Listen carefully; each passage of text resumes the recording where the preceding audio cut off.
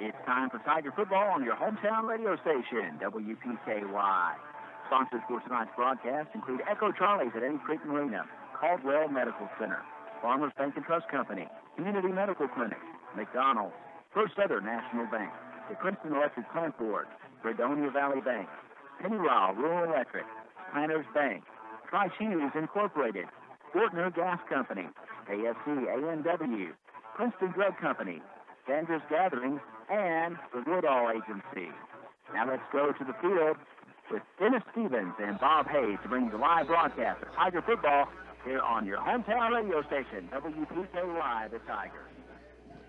And good evening, everybody. Welcome to Tiger Stadium. It's high school football regional final night here in Kentucky tonight. The Caldwell County Tigers host the Elizabethtown Panthers here at Tiger Stadium.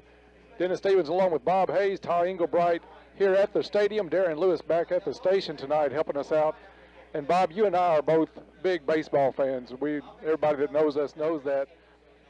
The quote that I thought of this week when we had this game again against Elizabethtown for the third year in a row, all 3 years of doing this, my favorite baseball player of all time was Yogi Berra. And he said it's like deja vu all over again. That's what this is. We've done this. This is our third year. The third year we've had Elizabethtown and Caldwell County in the regional final tonight here at home again. And the talk on the rematch has been the last time these two teams were here, the Hail Mary that sunk Caldwell's hopes to go to the state championship that year here at Tiger Stadium. Last year, a little bit bigger loss with a little bit of controversy over a touchdown about midway through the game. But tonight, we get another shot, see if we can get over this hump of Elizabethtown.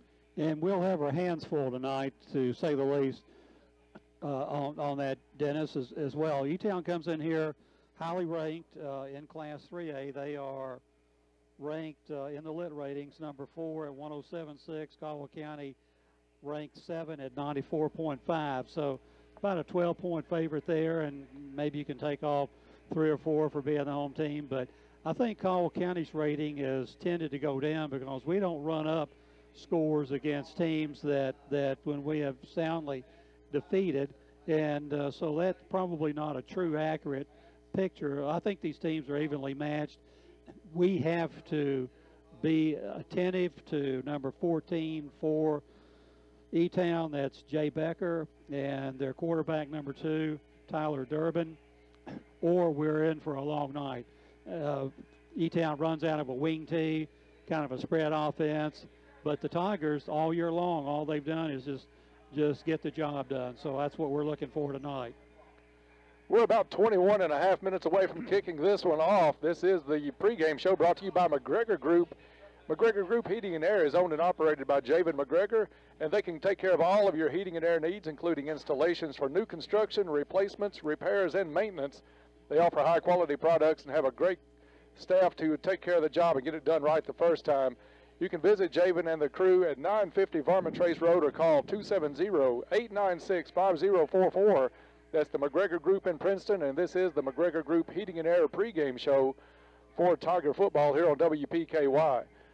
We're going to take a quick break. We'll be back. Start breaking this one down. We'll take a look at the offenses for both teams coming up. We'll be back in 1 minute. You're listening to Tiger football on WPKY.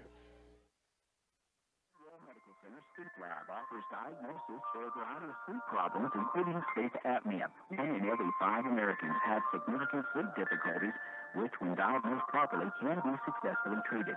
A few symptoms of sleep disorders include fatigue, morning headaches, impotence, frequent urination, irritability, memory loss, high blood pressure, and loud snoring. If you have some of these symptoms, we may be able to help you identify and treat them before they cause more serious health conditions. Caldwell Medical Center offers studies in lab and in your home depending on your insurance company's requirements. Call 270-365-0300 for more information.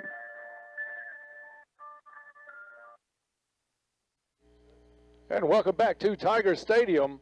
Just about 20 minutes away from kickoff here as Caldwell County will host Elizabethtown in the regional final game here at Tiger Stadium. Caldwell County comes in at 10-2 on the season, Elizabethtown 11-1. And Bob, these are two offenses that know how to light the scoreboard up. And given the opportunity, I think tonight, Dennis, probably could be a high-scoring football game. I'm not sure whether they can stop us, and until we see what we can do against their vaunted running attack, and they'll run it. 80% of the time. They only averaged about 10 passes a game this year, so there were some games they threw it less, and obviously a few games they threw it more, but they rely on that ground, on that pounding running attack. One thing they don't have that Tillman had that hurt us is a big bruising back. These backs are in the 5'8", 5'9", 165, 175 range, but they've got amazing speed, and we cannot let them get outside the end, or it could be a long night for the Tigers. Yeah, you've got to contain these guys and cut the runs down. It'd be nice to get a 2-yard run, 3-yard run, get them off the field and get your offense on. But they come into tonight averaging 42.3 a game. Caldwell County, on the other hand, 35.2. So both of these teams have offenses that can strike. You had said the difference is that Elizabethtown, a lot like Paducah Tillman, they like to control that clock. They're going to run the ball as much as they can, try to keep Caldwell County's offense off the field. The Tigers, on the other hand, we've seen some of their drives this year take less than a minute to put points on the board. So it's going to be a clash of whoever's defense can get the maybe we can get Elizabethtown off the field where our offense can go on, or if our defense is not able to control that run game of Elizabethtown and they keep a 5, 6, 7 minute drive in a quarter and really keep the offense off the field for us. Well, that's one thing we'll have to really pay attention to, is that E-Town has one loss this year, and it was to a team out of Louisville Christian Academy of Louisville. And then they were challenged about the next to last game of the season by Glasgow. Glasgow being not a real spread team, but able to put the ball in the air and give E-Town some confusion. And last year, we passed the ball pretty well against this almost the same secondary that they've got this year. The one thing Coach Barnes pointed out in his pregame interview is that they have 2 linemen, defensive linemen, that played last year that gave us fits that were seniors in and obviously are gone. So he looks forward to not having to contend with those 2 kids. He feels like they, without those 2 guys, are just a little bit below notch as far as what their defensive line play last year was. So, and with our ability at quarterback to Joby's ability to sprint out, we were remarking before the game tonight that we've got 4 or 3 opponents in the regional finals tonight that were on our schedule. We could have had 4 if Christian County had not gone down to defeat last week. So our schedule, as we pointed out all year long, a really tough schedule, and these kids have improved week to week, and now you're 13 games into the season, 12 games and getting the 13th underway tonight. So our kids have grown up, and in my mind, grown up really well. Yeah, those teams you were talking about, Bob, Hopkinsville after a 1-6 start in the regional final tonight. Also our neighbor Crittenden County in a regional final, actually hosting Campbellsville, and then Mayfield in a regional final tonight. So West Kentucky really represented well in the Tiger schedule. That's 30% of our regular season schedule is in the regional finals tonight. Taking a look at the Caldwell County offense first, we're about 16 minutes away from kickoff here. Caldwell County's offense is led by Joby Jaggers, and this kid came into the season, it seems like an eternity ago, that back in August, that we were starting this, and there were questions on how Joby was going to do. He's coming in to tonight, and these are some great stats for a first-year quarterback. 69% completion percentage, thrown almost 300 passes, 297 attempts, 204 completions, over 2,400 yards through the air, 28 touchdowns and only 10 interceptions. So a great year by Joby Jaggers. Joby's had a fantastic year. One receiver he won't have available tonight is Travis Newsom. Travis sustaining that concussion last week and against the game with LaRue County, unable to go tonight because of the protocol he's involved in. So moving into his spot tonight will be Gabe East, and Gabe, just the young man, needs to be thinking about his future as well. So hopefully boys can go down there and perform well and get what he's shooting for. And we do wish him well. A college scholarship is huge these days with the price of school, so we wish the best for Boyce as he goes to that. On the other side, Elizabethtown. The people listening tonight and watching the live stream, they're going to hear a name mentioned, maybe 30, 40 times or more tonight. Jay Becker, number 14 for Elizabethtown, is the key. The kid is lightning fast. We've got to contain him. He does a little bit of everything. if he gets behind you, you're not going to win that foot race. He is not only fast, he's tough-nosed. He takes risks with the football, especially on punts. Punts rolling around on the ground, he's apt to pick it up, and we're going to pause now for our national anthem.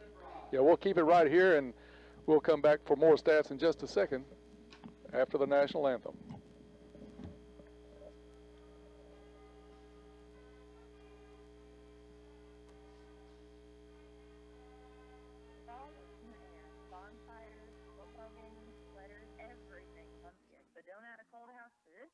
Let McGregor Group service your heater before it gets too cold and you find yourself without heat. We cover everything from repairs, replacements, to new installations. Call McGregor Group Heating and Air today at 270-896-5044 or come see us at 960 Garment Trace Road here in Princeton.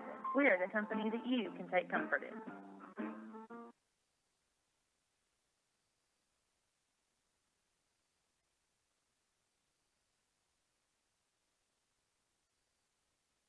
Have you been a victim of debit or credit card fraud? Farmers Bank & Trust can help lessen your risk of getting taken advantage of. As our customer, you have exclusive access to a security feature in our app that will allow you to turn your debit card off while you're not using it, then turn it on instantly when you need to use it. Keep your information safe. Log into our free app to use this feature, increasing the security of your information right now. Not a Farmers Bank customer? Come down. Let us set up your account and start protecting you from potential fraud opportunities. This is not a guarantee that your information will not be compromised. This is an increased security measure. Farmers Bank & Trust, member FDIC. And welcome back to Tiger Stadium. This is the McGregor Group Heating and Air pregame show. We're about 9 minutes away from kicking this one off. It's Caldwell County and Elizabethtown tonight for the regional final. Bob, before we went to break, before a great job, as usual, by the Caldwell County Band of Pride with the national anthem tonight, we were talking about a kid named Jay Becker, but you mentioned that Elizabethtown likes to run the football. Looking at the stats for that team this year, 6 kids with at least triple-digit rushing on the season, led by Jay Becker with 887 yards, but not far behind him. You've got a kid named Donovan Husky with 515 yards, and then a couple with 200, 181, 266, 150. So any number of people can get it, but we really look for Jay Becker to get the lion's share of carries tonight for Elizabethtown. He will definitely be the person that we have to be sure we know where he lines up in the backfield, play to our keys and our strengths as far as the defense is concerned. And you with the E-Town running the wing tee, there's a lot of faking in that type of offense, and we have to really know where the football is and find it, and then go attack and let our backers run to the football and make plays. Now, we can't just focus on the run for Elizabethtown, because when you do, they've got a kid named Ty Durbin, number 2 on the jersey. He's thrown 82 pass completions on the year. A fourth of those have been touchdown passes. And obviously, one of the things Coach Barnes was telling me about is when they get into a passing formation, we'll see the wheel route where one of the backs circle out of the backfield heading down the sideline, and they'll break another receiver off to the post, and that receiver is Jay Gregory.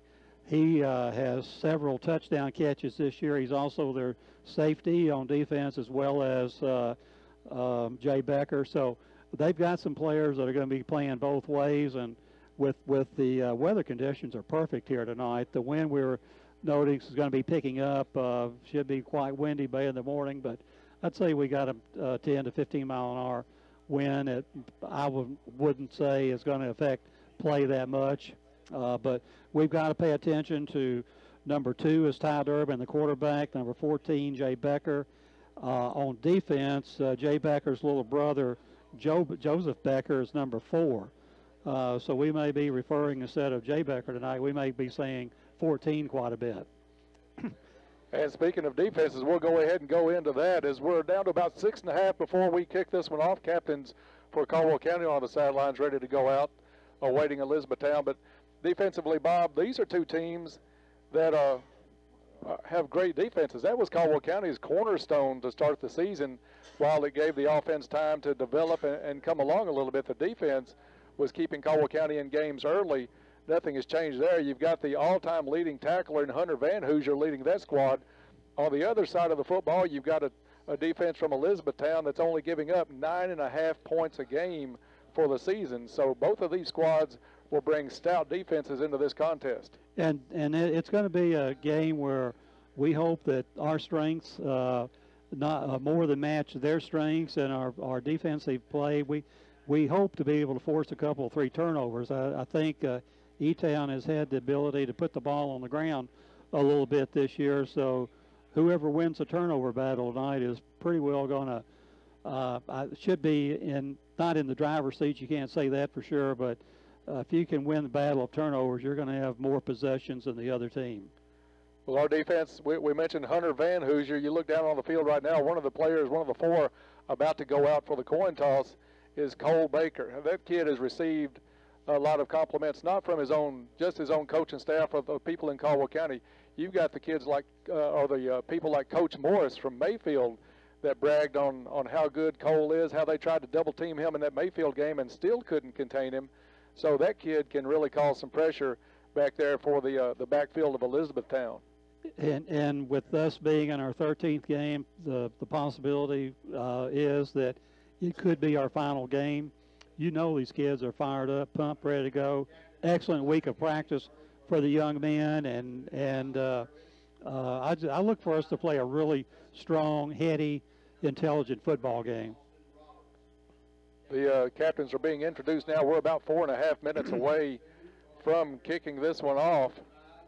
This is the McGregor Group Heating and Air pregame show. I want to remind you that you can call Javen McGregor at McGregor Group to take care of all of your heating and air needs.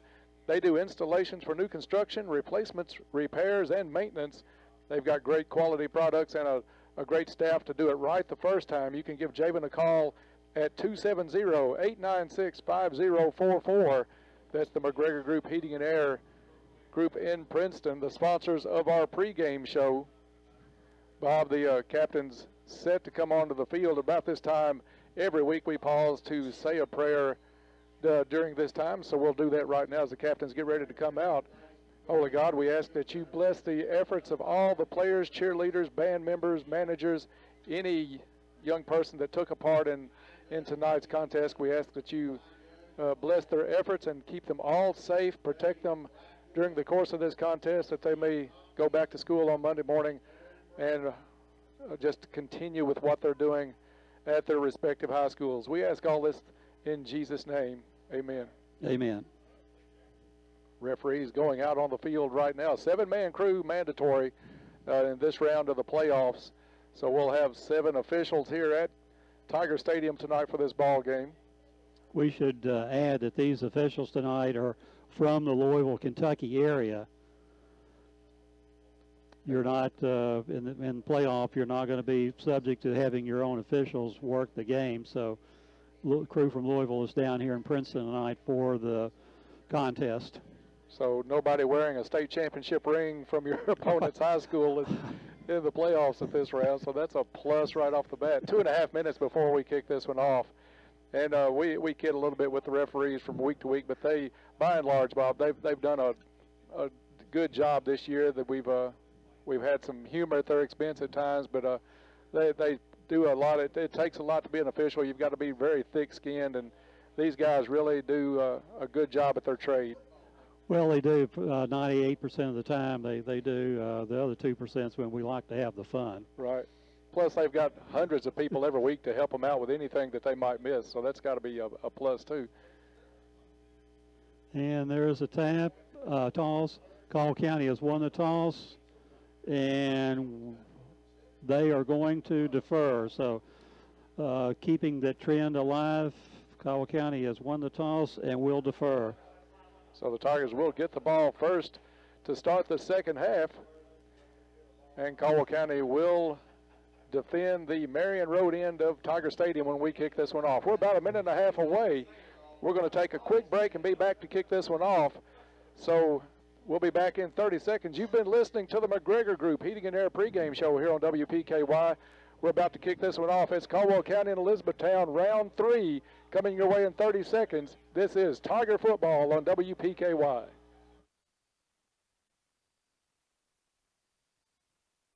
Hello, my name is Beth Scheidler, and I'm excited to announce my affiliation with the Community Medical Clinic on Hawthorne Street in Princeton. Growing up, I always had a desire to help others and provide care to those in need. I've dedicated my life to providing this care to our community, and I'm excited to provide this care for you at Community Medical Clinic in Princeton. So I wanted to let you know that although my location has changed, I will continue to be able to see my existing patients and look forward to the opportunity to serve new patients. You can call the Community Medical Clinic at 270-365-0227 to schedule your appointment today. I look forward to providing quality care to the community that I grew up in. And we are back at Tiger Stadium. Elizabethtown comes through their tunnel. Caldwell County set to come through theirs, break the paper, and both teams coming to the sideline. Crowds starting to get on their feet here at Tiger Stadium. Bob, two highly rated teams tonight. Caldwell County, I think, 7th in the class, and Elizabethtown 4th in the lit ratings. So two very highly ranked teams tonight, two evenly matched teams. It may come down to, can we control their speed, and can they control our offense? And that's what it eventually, I think, will be the key to the game. Dennis, before we get the players on the field lined up for the kickoffs, let's go over. There are 8 teams left in each class, 8 teams now in Class 3A. The games tonight are Elizabethtown here at Caldwell County, Lexington Catholic at Boyle County, Belfry at Louisville Central, Corbin at Powell County. And those are the games in the Class 3A that will be played tonight. Those winners will advance to the semifinals, and the winners of those games next Friday night will get a trip to Kroger Field in Lexington to play the championship game. So a lot of excitement here tonight as they're throwing some footballs out to the fans to get this one started. Big crowd here, a good-sized crowd from Elizabethtown made that long trip. What is 130 miles? And could be further depending on where they live in E-Town. But our side of the field is filling up pretty well. To kick it off for Caldwell County is Hunter Van Hoosier. And to have the play-by-play, the call of the game, Tiger sportscaster Dennis Stevens. Thank you, Bob. Kick is up by Van Hoosier, fielded at the 19-yard line by Elizabethtown. Takes it right up the middle. He's got some room across the 40. Breaks coverage. He's across the 40 on the other end. 30, 20, 10, 5, and touchdown. And the name we said we would mention a lot tonight is the very first one we'll mention tonight, and that's Becker. Jay Becker right up the middle, untouched. Did we see the yard line? The 19-yard line is where he fielded that. So took it straight up the middle of the field, and 12 seconds later, it's Elizabethtown on top, 6-0. That's the speed we talked about, Bob, in the pregame show. This kid is just lightning fast, and if you let him get behind you, you're not going to catch him. I don't think we have a player that could run Becker down. No, we especially, and he returned that kick straight up the gut. No sideline run, just right up the gut, and the sea parted for him. Extra point attempt is good. So with 11:48 left in the first quarter, Elizabethtown with the first quick strike tonight. It's the Panthers 7, the Tigers nothing. We'll be back in 30 seconds. This is Tiger Football on WPKY.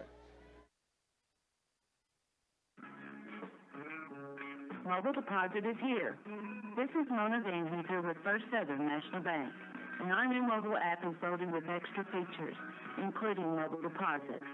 Now you can use your smartphone's camera to deposit checks on the go. Just endorse, point, click, and send.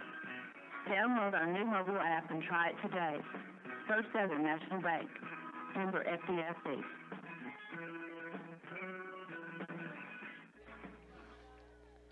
Back to Tiger Stadium. Caldwell County is going to get set to get their first possession of the night. Elizabethtown took the opening kickoff, returned it 81 yards for the score. And that's Jay Becker. I hope, Bob, that's the last time we'll call his name for a little bit, although he does play defense also. Exactly. It would be good to not let him touch the ball again. One touch, one touchdown. Little squib kick up the middle is going to be fielded at the 27-yard line. lowers his head. That's number 30 for Caldwell County.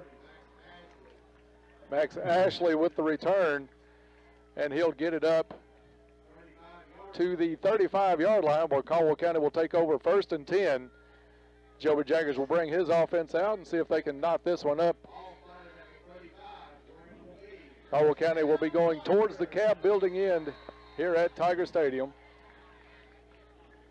And we've got E-Town, 10 men within 5 yards of the line of scrimmage. Now they break out and start picking up receivers. 2 receivers stacked on each side. Handoff goes to Jameer Riley.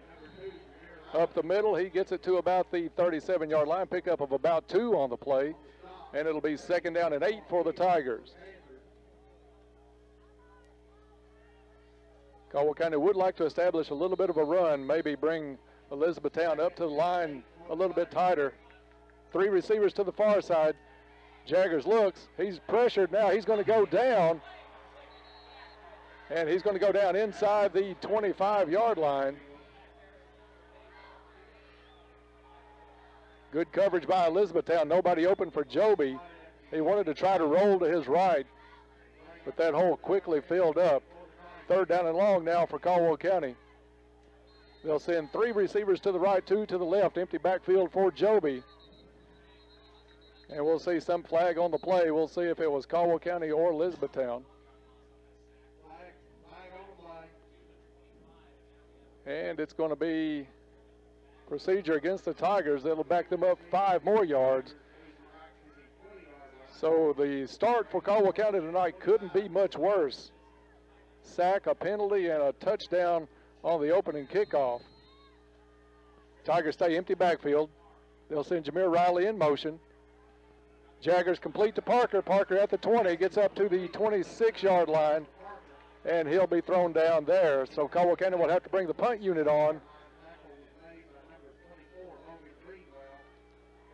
Little quick hit to Parker, but nowhere near enough for a 1st down, as Russ Bashir will be back handling punting duties this week for Caldwell County. Back deep is Becker. Bashir kicks it. It's going to be fielded by Becker at the 38-yard line. Tries to take it up the middle again. He's hit at the 45, driven back to about the 43-yard line, and brought down. In on the tackle was number 11, Trace Olden for Caldwell County. So Ty Durbin will bring the offense out now for Elizabethtown. Panthers leading this one 7-0, 10:06 left in the 1st quarter.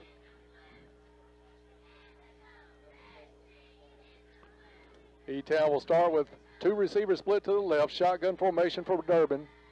He hands off to Becker. Becker goes right, turns it up at the 45, and across the 50 into Caldwell County territory.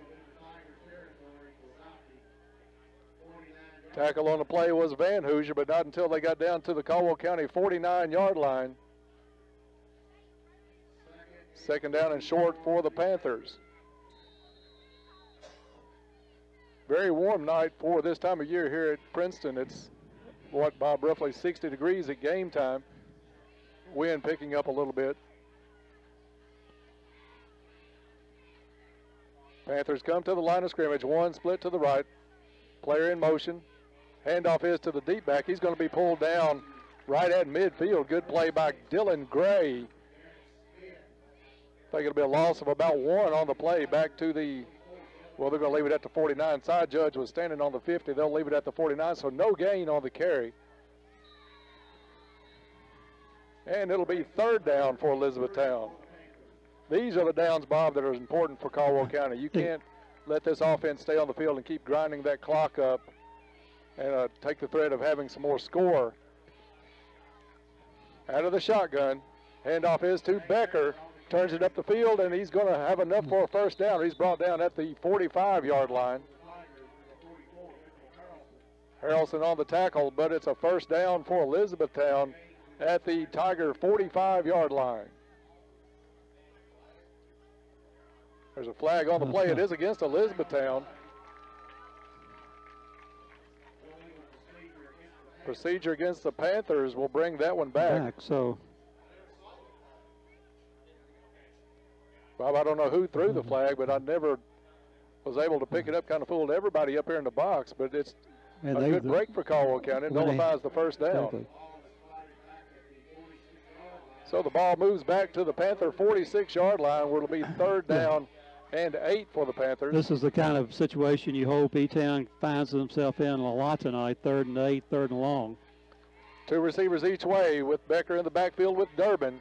Durbin keeps it himself, turns it up the field, and he's tripped by number 35 for Caldwell County as he came across the line of scrimmage.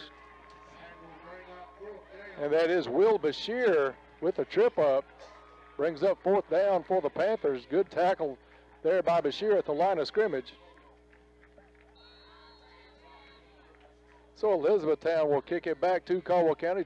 Trail Riley will drop back deep. He'll be at about his own 20-yard line.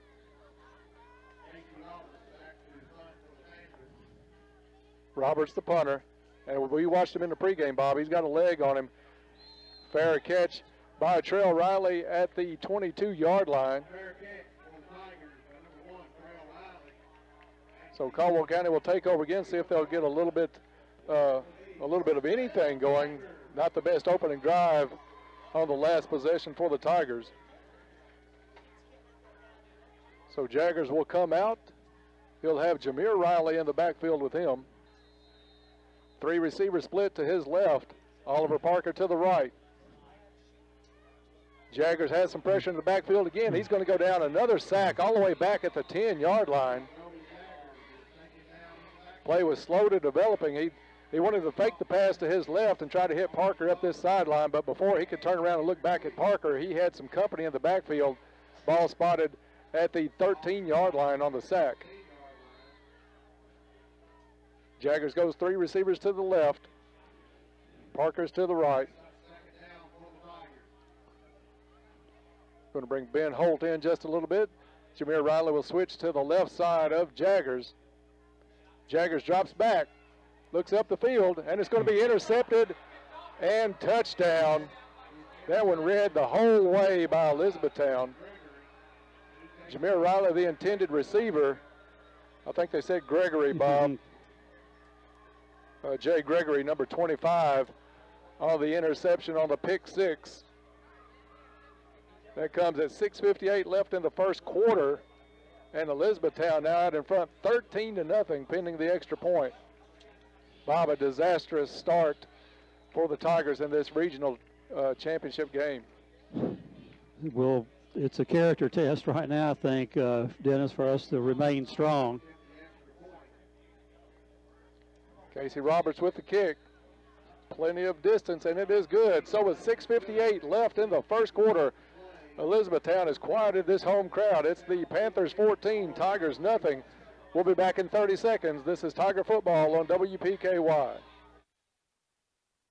Chances are you're on your way somewhere. And you're on your way somewhere at the same time the cafe is introducing a new menu of recrafted espresso drinks, including the iced caramel macchiato, sweet caramel, drizzled over smooth iced espresso. Now chances are you're on your way to McDonald's. Nothing comes before coffee. Get any small from our new line of recrafted espresso drinks. Cafe quality for just $2. A la carte only. Limited time only at participating McDonald's. Cannot be combined with any other offer or any combo meal. We're back at Tiger Stadium. It's the Tigers in the hole early, 14-0. Kickoff return for a touchdown, an interception return for a touchdown, and Elizabethtown has stunned this Tiger crowd. And we're not even halfway through the first quarter. Panthers leading this one 14-0, set to kick it off. Back deep, Trail and Jameer Riley for Caldwell County. They'll receive at about their own 15 if they decide to kick back to them. First kick was a line drive, little squib kick up the middle. Roberts approaches the ball for Elizabethtown. He's going to keep it on the ground again, fielded by up back at the 25-yard line. That's number 30 for Caldwell County again. He's not going to get much after that. Number 30, Max Ashley for Caldwell County. Ball is going to be spotted at about the 27-yard line. We've got to settle down now, Dennis, and put some kind of a drive together to settle down and get back in the game. Yeah, it's kind of gut check time a little bit earlier than we would have talked about. Handoff is to Jameer Riley up the middle. Not much there for Jameer, even though he keeps churning, maybe picks up a yard solely on effort. Ball up to the 28-yard line for the Tigers, but Bob, it's a time you really got to kind of suck it up and see if you can get something going here and slow down the momentum from Elizabethtown. Second down and 9 for Caldwell County. Jaggers in an empty backfield. Jameer Riley comes near side with Parker. Now he's going to go in motion across 4 receivers to the far side. Jaggers looks down the field. He's got Parker, but overthrown at the 40. So incomplete, third down and 9 for Caldwell County. And Bob, I think that's just a matter of Joby's had so much pressure so far in the backfield with him in the first 6 minutes of this ball game. He threw that one a little bit before he wanted to, just making sure he got rid of it. Well, that's right, and it was closing down pretty quickly on this side of the field rush-wise, so he just put a little bit too much air on it. I think Oliver had a step on his defender. Yeah, that's something they'll keep in their pocket because Oliver did have a step or two on the defender. Now Jaggers with some more pressure. This one's tipped at the line of scrimmage, incomplete. And Bob, Elizabethtown is just running roughshod on that defensive line and giving Joby all kinds of trouble. Russ Bashir is going to come out, and he'll have to kick this one away. Caldwell County only able to pick up a couple of yards on that possession. 4th down and 8 for the Tigers. Bashir back to punt. Snap is back. He gets a little pressure. Low line drive kick. Going to be fielded at the 45 by Becker. Takes it to the right side. Tackle from behind. Nice tackle. I think that was number 33 for Caldwell County. It was. And that's Tate Van Hoosier. Nice hit on Becker. Bob Becker is fearless. That line drive punt, most kids would have let it bounce and took it, or maybe even just let it go and let it be down. He fielded it at about shoulder height and was able to return it back to the Elizabethtown 49-yard line. He's reckless, as we have said in the pregame. One receiver split way wide to the right. Becker's going to go in the slot to the right. Now he's going to come in motion. Handoff is up the middle. And that's Husky on the carry for Elizabethtown. He picks up 6 down to the 45-yard line. It'll be 2nd down and 4. 5.5 left in the first quarter. Elizabethtown leads this one 14-0. E-Town goes to the huddle. Durbin goes from the shotgun. He's going to put 3 receivers to his right, 1 to the left. Becker takes the handoff. He's going to go to the right where all the receivers was, cuts it up the field. He's across the 35, 30, the 20, or the 25 rather, is where he comes down. They'll mark his progress back at about the 28. But still a quick hit behind all of those receivers, Bob, on that right side. And Becker able to slip through down to the 28-yard line, and another first down for Elizabethtown. Makes it look easy, doesn't he, Dennis? It just glides through the line and fast. With a little bit of speed go along with it. Tough running. Not really a big kid, 5'9", 162, but a lot of speed.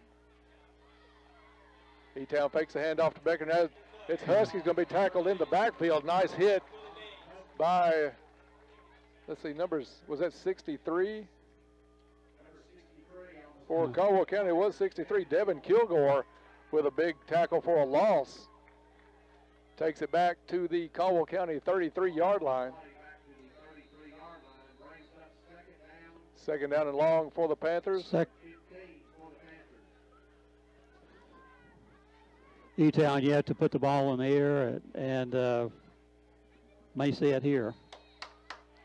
And whistles will stop play. I'm not sure if somebody called timeout. Apparently so. As the teams are going to the sideline, it is going to be timeout Caldwell County. And Bob, we'll keep it right here. I think that's a good timeout by Caldwell County to take that one. 2nd down and 15. You want to make sure to keep them in 3rd down and long and maybe get them off the field outside of field goal range, because Caldwell County can ill afford to give up very many more points and legitimately stay in this ball game.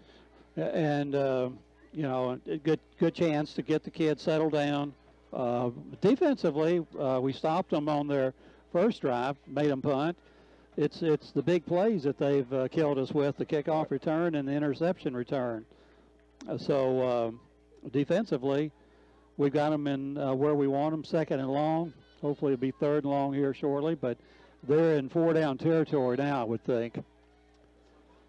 And like you said, it's a good time to call a timeout, settle the nerves, because the kids got to be a little shell-shocked out there on the field that they're already down in the first quarter 14-0. So I think that was a great timeout by Coach Barnes to set up this 2nd down and 15 for Elizabethtown.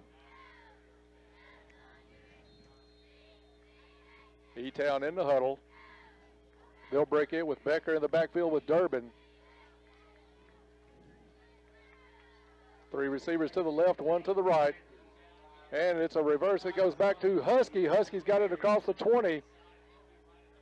And still pushing all the way to the sideline. He's going to be close to the 15-yard line. Went to Becker. Becker right back to Husky. And Husky took it across the right end towards the sideline. He gets down to about the 15-yard line. And it is a 1st down on the play by Elizabethtown. Little bag of tricks early by the Panthers. Ball spotted right on the 15-yard line. 1st and 10 for Elizabethtown as we tick under 4 minutes to go here in the first quarter.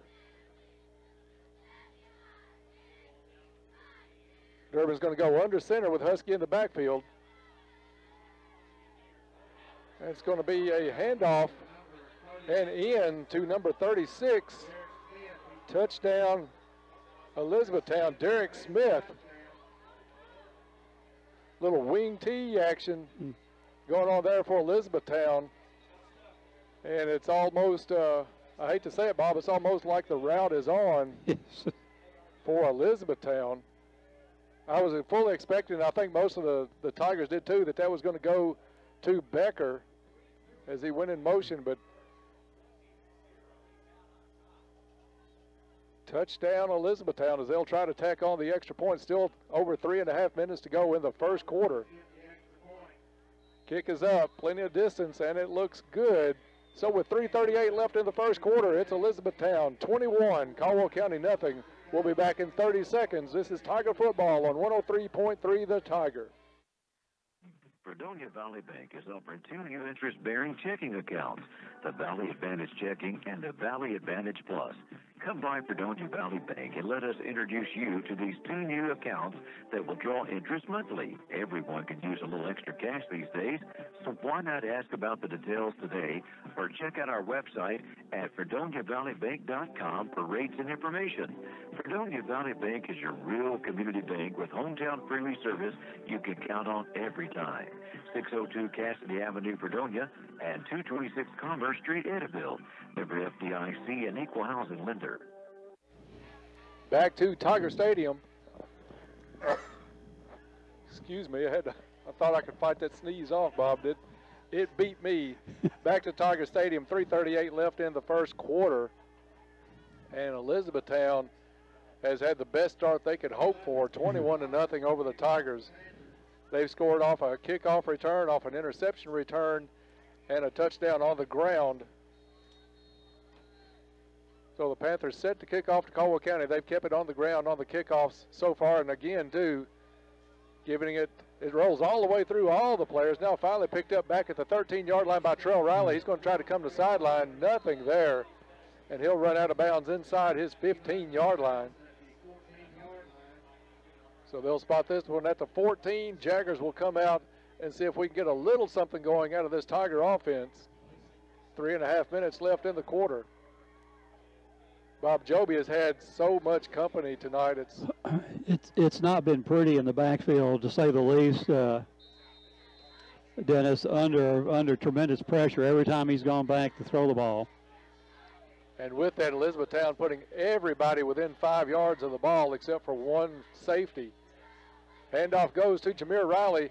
He finds a hole on the left side, gets it up across the 20 to about the 23-yard line. So a nice hit through the line by Jameer Riley. Gain of 9 yards on that play. Maybe that'll get us going. 2nd and 1 for the Tigers. Jaggers takes it, handoff again to Riley. He hits a pile at the line of scrimmage, maybe up to the 25. It'll be close to a first down.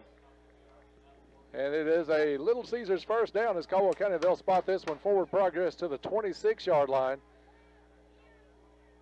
So, Bob, 9 minutes into the ball game before Caldwell County picks up their first down of the evening. But it is a first down, and it's a start as Caldwell County tries to claw back into this one. Trell Riley in motion. Handoff is to Jameer Riley up the middle. He's across the 30. Nice run by Jameer Riley. Another tough run by Jameer. Carry up to the 31-yard line for the Tigers. Bob, we've seen that several games, especially here lately by Jameer Riley. He's a hard runner, keeps those legs churning. It's like he's taking the team and putting it on his back on these last 3 carries. They send Trail in motion. Jaggers drops back. Quick hit far sideline is complete up across the 40-yard line. That's East on the reception. So Gabe East with the reception and another Little Caesars first down for Caldwell County. Ball spotted at the, let's see, we're going to put it 38-yard line, it looks like. So Gabe East on the reception gives Caldwell County the first down. 3 receivers to the right. Handoff is to Jameer Riley. Nothing up the middle, bounces it to the outside, tries to get a block on the outside, up across the 40 to the 42-yard line. Bob, he was about 1 block from breaking that one down the sideline. Good job by Elizabethtown to string that one out. Ben Holt doing all he could on this sideline to throw that block. Pick up a 4, 2nd and 6 for Caldwell County. Riley in the backfield with Jaggers. Again to Jameer Riley. Goes up through the middle and maybe a yard on the play.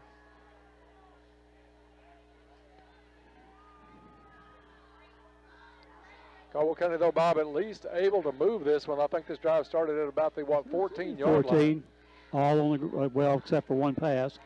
So the ball's at the 44-yard line. 3rd down for Caldwell County.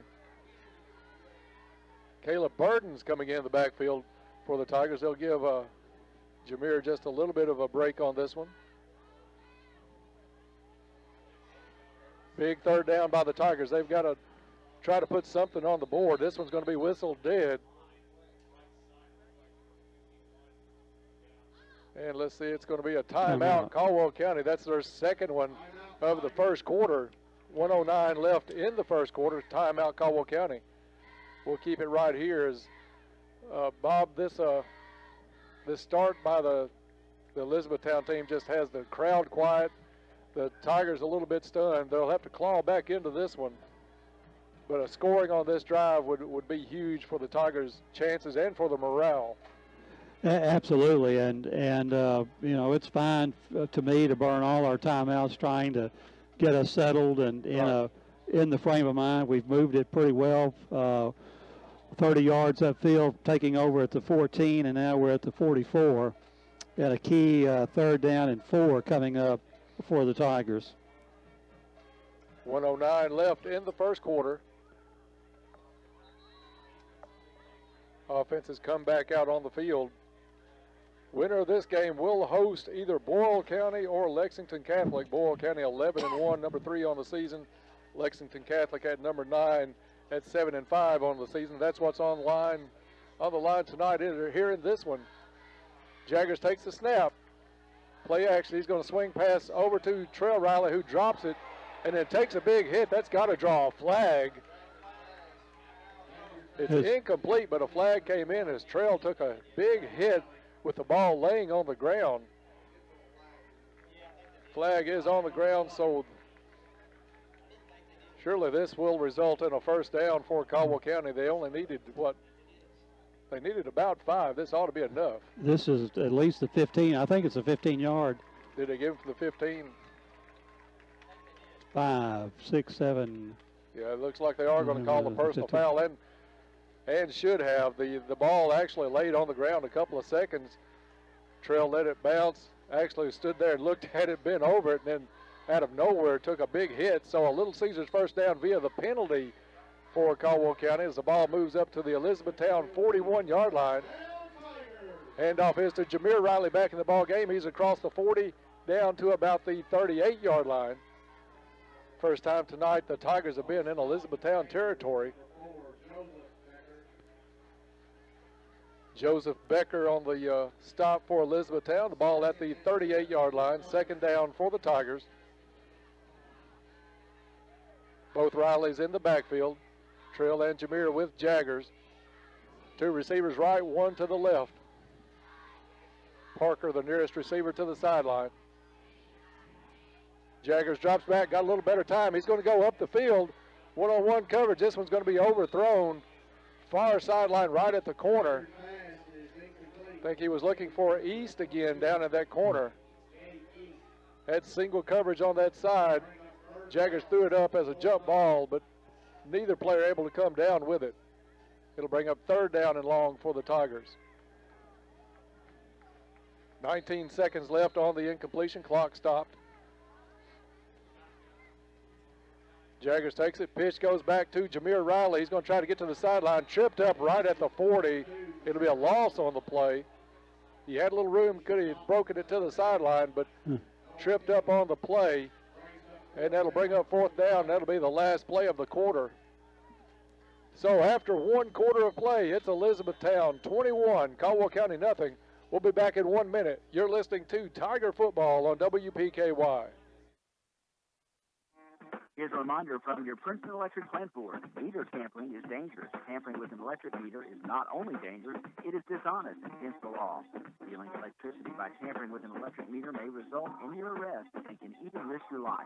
Tampering with meters results in increased utility bills that everyone has to pay.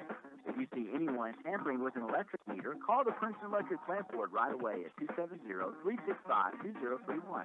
Princeton Electric plant board, Princeton's #1 energy source. It's that time of year when you'd like to have a little more light around your home, farm, or business, so you can do more things outside. And light for security. That's it from Penny Light Electric. Make those lights LEDs. LED bulbs last much longer, cost much less to operate. Penny Light Electric members can enjoy the safety, convenience, and peace of mind with security lights wherever you need them.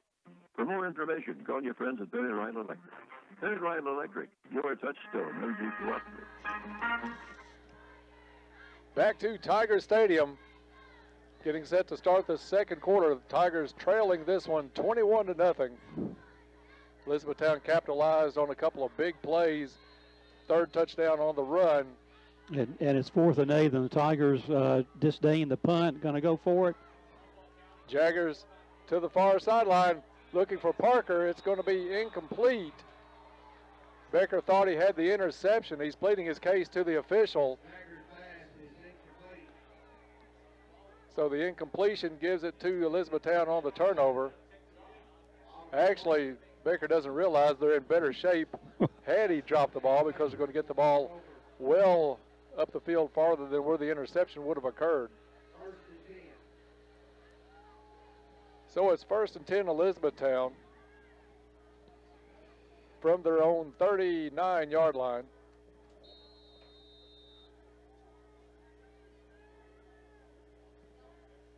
Tigers trailing this one 21-0. As Durbin comes to the line, he'll come out of the shotgun. Two receivers to the far side. This will be a handoff to Husky. He's going to go left side, being chased by Gray. Gets by him. He's up across the 45, the 50, and into Caldwell County territory.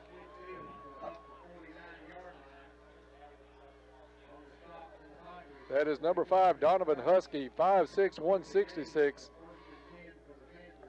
Stocky built young guy, was able to take it around the left side.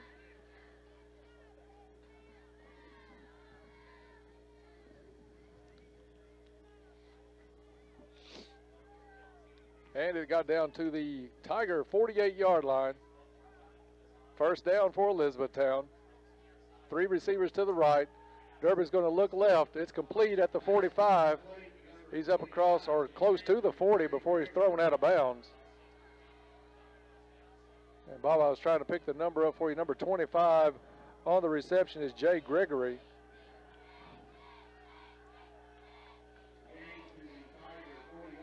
And he's up there going to mark his forward progress at the 40-yard line. So second down and about 2 for the Panthers. A position Caldwell County has not been in all season, down 3 touchdowns. Little wing T action goes up the middle. I think it's Husky again, number 5, bulls his way down close to the 30-yard line. I think they're going to stop him at the 32-yard line. Baker in on the tackle for Caldwell County. Dylan Gray also there for the Tigers, but a big first down run for Elizabethtown as they march on, leading this one 21-0.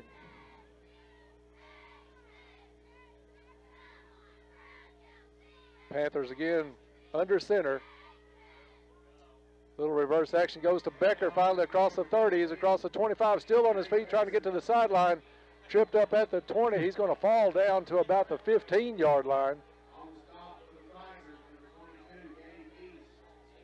Multiple hands off to start the play. Ends up with Becker all the way down to the, looks like the 17-yard line is where they'll spot this one.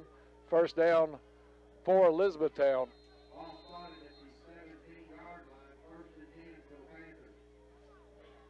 First time we've seen multiple hands off this much. We've seen a little wing T out of some teams this year, but the Elizabethtown employs a little double handoff. Now they'll go back in the shotgun. Handoff goes to Becker. He switches direction, went up the middle, turns it around to the left side, lowers his head inside the 10. He's close to the goal line. And he's going to be stopped a couple of yards short. But, Bob, he changed directions as quick as we've seen anybody this year. He tried to take that one off right tackle. Nothing there. He switched directions as was on the left sideline just in the blink of an eye. And we had our hand on him at the line of scrimmage and just couldn't hold him. Ball is going to be spotted at the 1-yard line. It'll be first and goal for the Panthers with 10:18 left in the first half. And the Panthers already leading this one 21-0.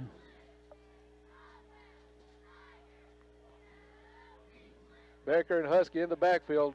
Durbin under center. He's going to keep it, lowers his head easily in for the touchdown.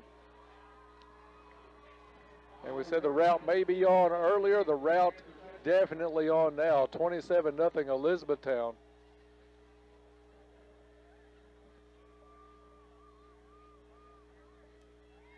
Bob, it's a stunned crowd, and to be honest, I think we're both a little bit stunned. We expected a close game. Of course, Elizabethtown about a 12, 13-point favorite.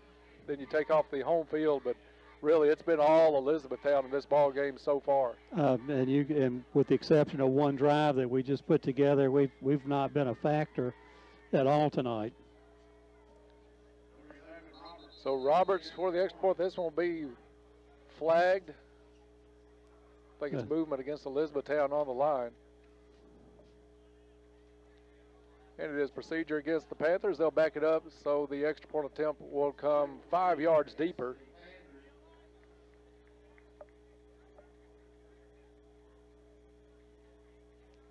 And they'll mark this one off back to the, looks like the 8-yard line. This kid's had plenty of leg, though. The Roberts kid has shown plenty of leg for this. Wind, if it's anything, it's helping. Snap is back, kick is up. And it is good. So with 10:14 left in the first half, it's Elizabethtown 28, Caldwell County nothing. We'll be back in 30 seconds. This is Tiger Football on 103.3 The Tiger. You can always expect great things at Planters Bank. When we say expect great things, what we're really saying is Planters Bank is here to provide the financial services you need. Planters Bank believes in the strength of our community and is a full-service financial institution. Our employees have a true passion for helping our neighbors, and it shows. See Jake Tepper and the rest of the Planters Bank staff at 208 North Jefferson. Planters Bank, member SCIC and equal housing lender. Back to Tiger Stadium, a surprising start to this contest. Elizabethtown up 28-0 here in this regional final. E-Town come into the game tonight 11-1. Caldwell County 10-2 on the year. Roberts will kick this off from his 40. Elizabethtown kicking towards the Cab Gym end of Tiger Stadium. All their kickoffs tonight, Bob, have been on the ground up the middle. We'll see if that holds true to form on this one. We haven't been able to field the kickoff too well. That's a strategy. Yeah, that one's. And they are going to put this one deep. It's going to hit in the end zone about a yard deep. It'll be a touchback, and Caldwell County will come out to their own 20-yard line to start this possession.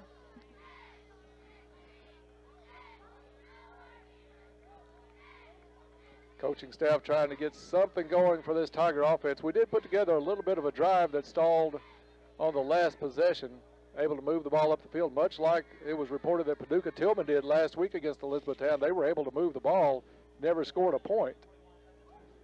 As Elizabethtown advanced to this contest with a 41-0 win over Tillman. Caldwell County to the line with two receivers each way. Jameer Riley in the backfield. They'll put Trail in motion. Little misdirection. It's going to be fumbled and covered by Jaggers, but the loss is going to go back to the 15-yard line. Too much traffic. Ball came loose, and Jaggers could do nothing but fall on it. Loss of 5 on the play. 2nd and 15 for Caldwell County.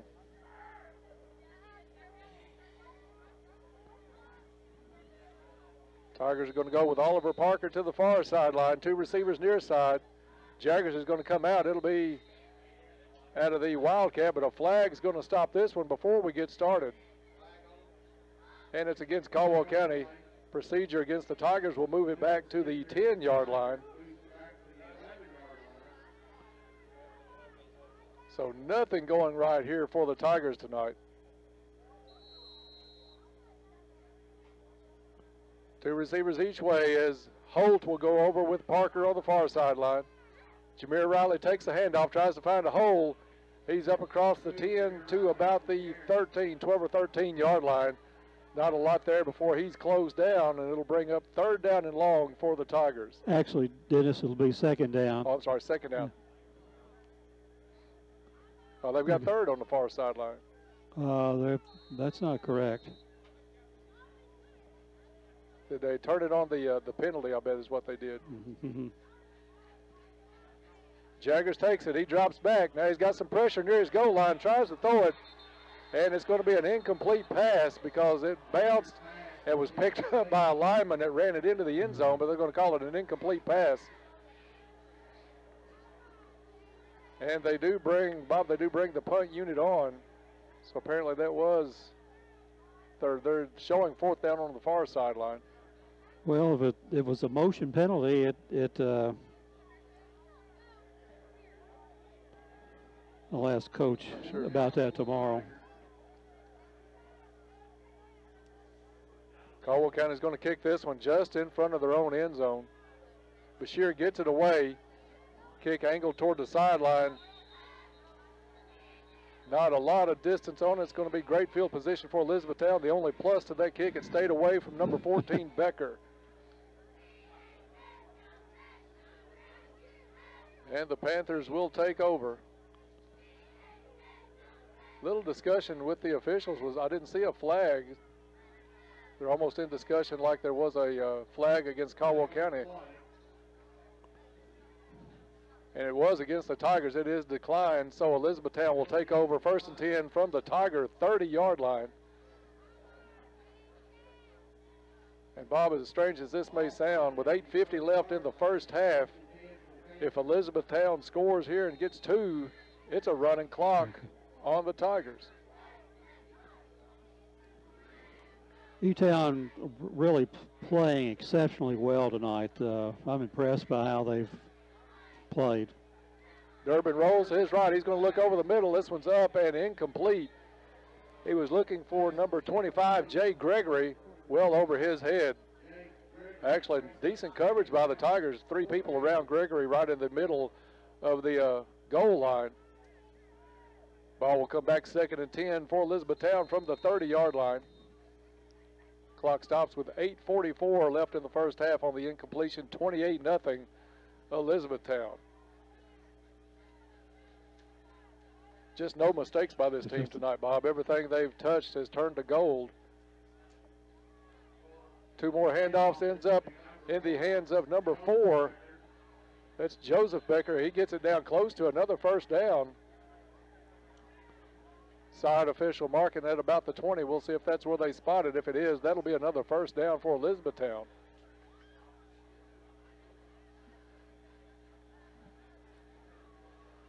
And they are going to give him a first. They are going to move the chains. A first down for E-Town down to the Tiger 20-yard line. And things just keep going from bad to worse for Caldwell. Now Durbin under center. Pitch is going to come near side. He's up to the 20. Nice tackle there at the 20-yard line by Jameer Riley. That was Derek Smith, number 36 for Elizabethtown on the carry. He got about a half a yard on the play. Nice job by the Tigers, Jameer Riley, to bring him down. Second down, we'll call it second down and 9 for Elizabethtown.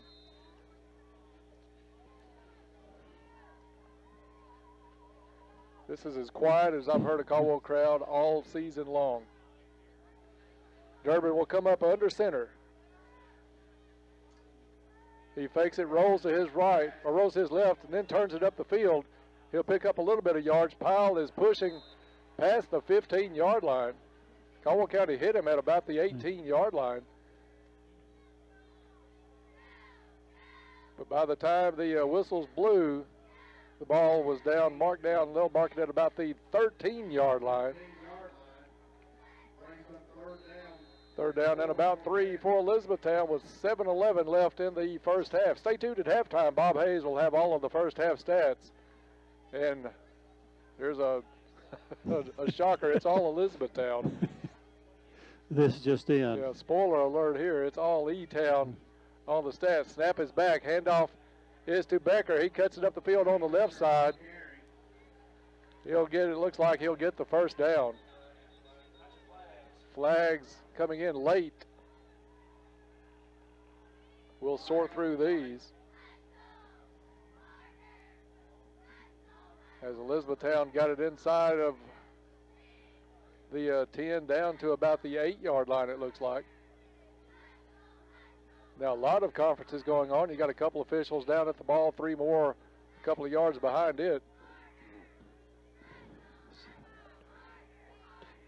We'll wait and get the explanation on this sideline.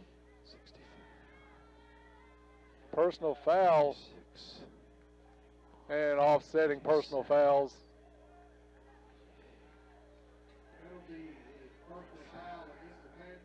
The result of the play was a first down.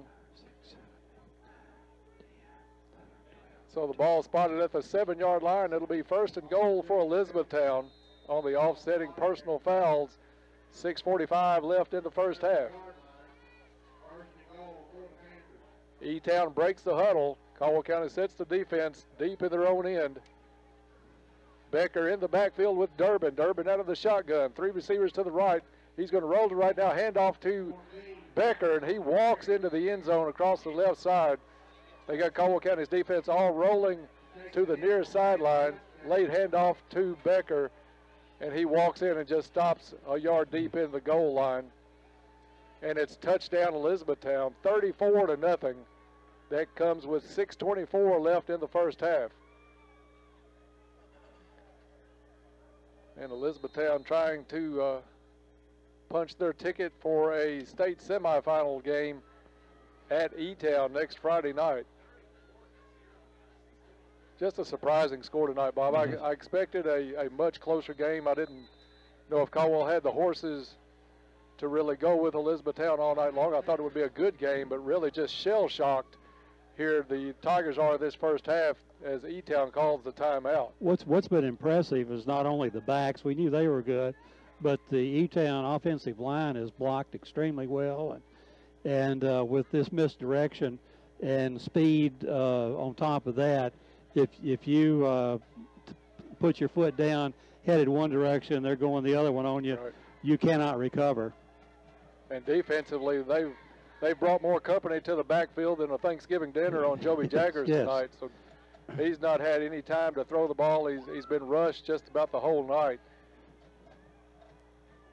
And the scoreboard shows it 34-0 Elizabethtown, as they'll almost surely go for 2 here, you would think, to start the running clock. I would think that's why they call their timeout, to assess their strategy and see what they're going to do, and I'm sure that's what they're going to do. Yeah, this isn't the time of year you really show any mercy in a ball game. You're looking to get to that next round and get to it healthy, especially with a lead like this early.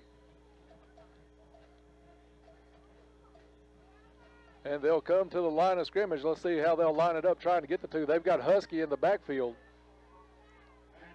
Durbin under center. They'll put Becker in motion. He's going to roll. He throws it to the end zone, and it is complete. 2-point conversion to number 8, and that's Noah Peeler. So with 6:24 left in the first half, it's Elizabethtown 36 and Caldwell County nothing.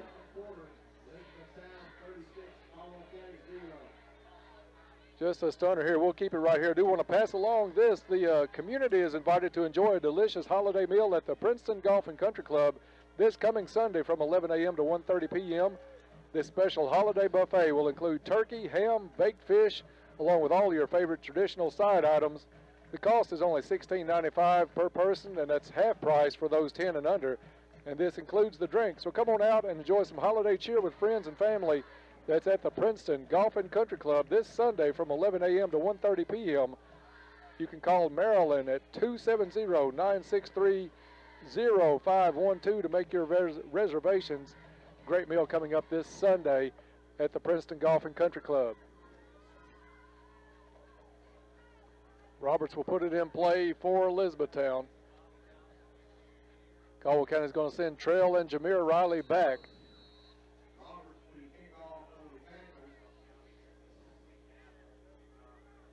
Kick is up. This one's going to be the first one able to field tonight. It's going to be Trell Riley from his own 14-yard line. He gets to the sideline. He's got room across the 40. Breaks the tackle at the 50. Turns it back towards the middle. Pulled down inside the 40-yard line of Elizabethtown. Blocked by Mac Engelbright. Freed up Riley. One of the few highlights, if the only highlight so far tonight for Caldwell County, but it is something to kind of get this crowd a little bit awake. Ball spotted at the Elizabethtown 37-yard line. Running clock in play here at Tiger Stadium as the Tigers find themselves down 36-0. Jaggers with the handoff to Riley. Riley's got a lot of pressure in the backfield. He's going to be thrown for a loss. Brought down back about the 45. I think his forward progress is going to be somewhere around the 41 or 42-yard line. That defensive line has been impressive, Bob. We talked about that offense, of course, with 36 points, but that defensive line is really coming off the ball quick. They have been in the backfield almost as much as we have tonight. It's impressive. Impressive. Caleb Burden in the backfield for Caldwell County. 3 receivers to the right. Jaggers is going to roll right, looks up the field. It's going to be incomplete. And it's going to be 3rd down and long now for the Tigers. I didn't know if there was going to be a flag. Looked like a little bit of a late hit far sideline, but ball spotted back at the 42-yard line. 3rd down and long for the Tigers as they bring 2 receivers to the left, 2 to the right. Jaggers comes back, gets it complete to Parker, but Parker's going to be thrown down just shy of the 40-yard line. And Joby had a couple of people back to greet him on that one about the time he made his drop. 4th down for the Tigers, and why not go for it at this point?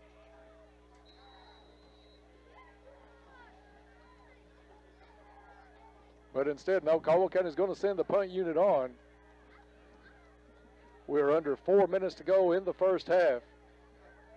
Russ Bashir will come on. He'll kick this one from about midfield. Kick is up. Fielded on the run by Becker. He takes it up the sideline, and the only player to stop him was Bashir. Bashir able to make the tackle all the way back at the 45-yard line or so. Flag on the play. But Bob, had Bashir not been there, that would have been the second one brought back for Becker. We'll see what the call is on the field. It may have been against Elizabethtown to break that run.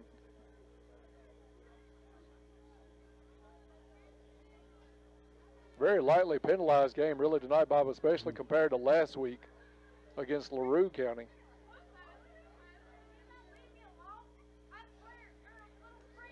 The flag, though, is against Caldwell County, and then a personal foul against Elizabethtown. So the penalty's offset. I don't think I've ever seen the hand signals for the first call. Well, I don't know what that hand signal. I'm not sure what that was, but it was against the Tigers, so they offset, and the play will stand on the return by Becker.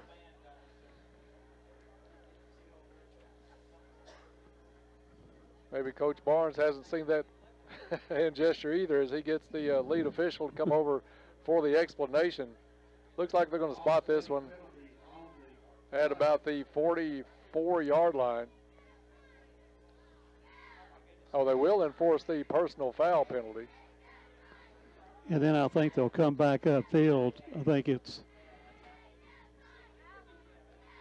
one of those we're going to walk it back and forth. That's what it looks to me that's going to happen. It looks like they're going to stick at the 29-yard line. So a break for Caldwell County after the big return by Becker. The penalty takes it back to the Elizabethtown 29-yard line. 3:35 left in the first half. It's been all Elizabethtown from the opening kickoff, literally, tonight, as they returned that 81 yards for the touchdown.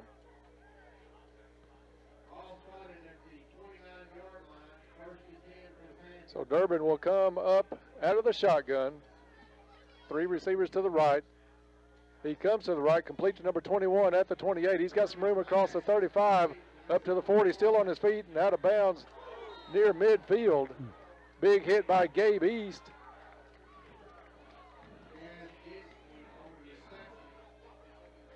And that's number 21 on the catch, Cass Disney for Elizabethtown. He goes out of bounds near midfield on the big hit by East. But it's another Elizabethtown first down right to midfield. E-Town still with just under 3 minutes to go. Leading this one 36-0. Caldwell County was in a hole 12 seconds into this ball game, and it's just gotten worse since. Elizabethtown comes up under center. It's going to be a handoff up the middle to Husky, still driving, and he's going to get it. His knee went down at about the Caldwell County 47-yard line. Pickup of 3 on the play, 2nd down and 7 for the Panthers.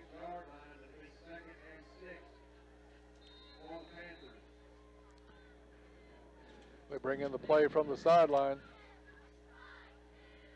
They don't really appear to be in much of a hurry. Still 2 minutes to go in the first half.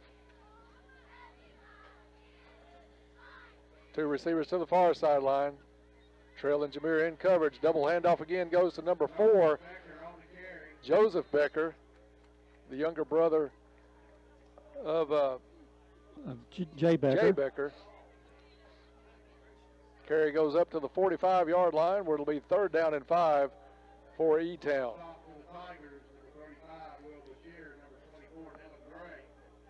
Dylan Gray on the tackle along with Will Bashir for Caldwell County. 3rd and 5 with 1.5 minutes left here in the first half. Stay tuned at halftime. Bob Hayes will have all of the stats from the first half. We'll look ahead to the second half in this one. Durbin drops back, looks over the middle. He had Becker open, led him just a little too much. Incomplete. 4th down now for Elizabethtown.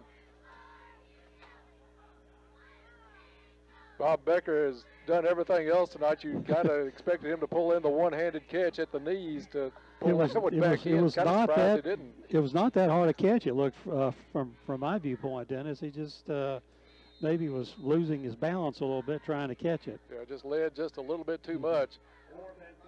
Elizabethtown's going to go for it on 4th and 5. Durbin's going to come out of the shotgun with 3 receivers to the right. He'll roll pitch out to the left.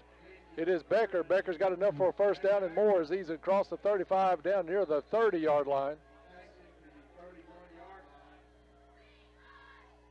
Side judge marking him right on the 30 with 20 seconds left in the first half.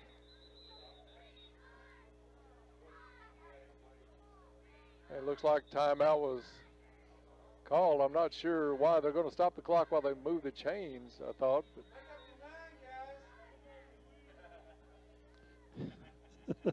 And a little weekly question on the clock by the officials down there. Little press box humor, Dennis. Well, it's got to happen at least once or twice a game sometime. And we're down to 9 seconds. I'm not sure whether they're going to put any more back on the clock or not, but there was about 20 at the end of that play. Yeah, we'll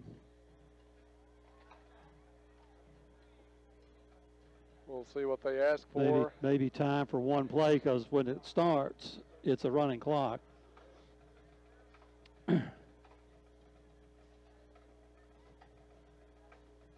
Side judge is coming with a little explanation. They're going to leave 9 seconds on the clock. And I think it would be fine with Coach Barnes' staff if they had let that ticked all the way down. But it was a timeout, Elizabethtown. And it looks like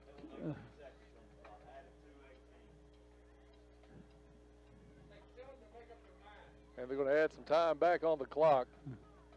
As Elizabethtown able to get the timeout called, they'll put 18 seconds up for Elizabethtown to run this play. E-Town's got a kicker with a leg enough to get there, Bob. We watched him in warm-ups. It would be about a 47-yarder, and you might want to wind behind him. Give a young man a chance to see what he can do. So E-Town with a timeout in their pocket, I think, as they come to the line of scrimmage. 1st and 10 from the Tiger 30-yard line. Durbin in the backfield with Becker. Snap is low. Durbin picks it up. Now he's going to keep it himself. Turns up the middle. He's got some room across the 20 down near the 15-yard line. And they'll stop the clock with 7 seconds left.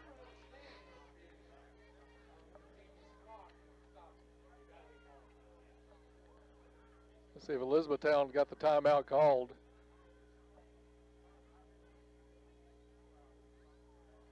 I think the penalty is going to be against Elizabethtown.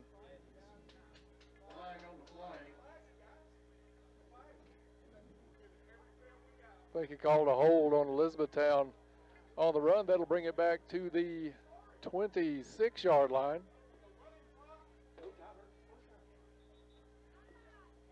With 7 seconds, let's see if they wind the clock. No, Elizabethtown took the timeout with 7 seconds left on the clock. And the ball spotted at the Caldwell 26-yard line. So E-Town will look to maybe tack on to this 36-0 lead here just before halftime.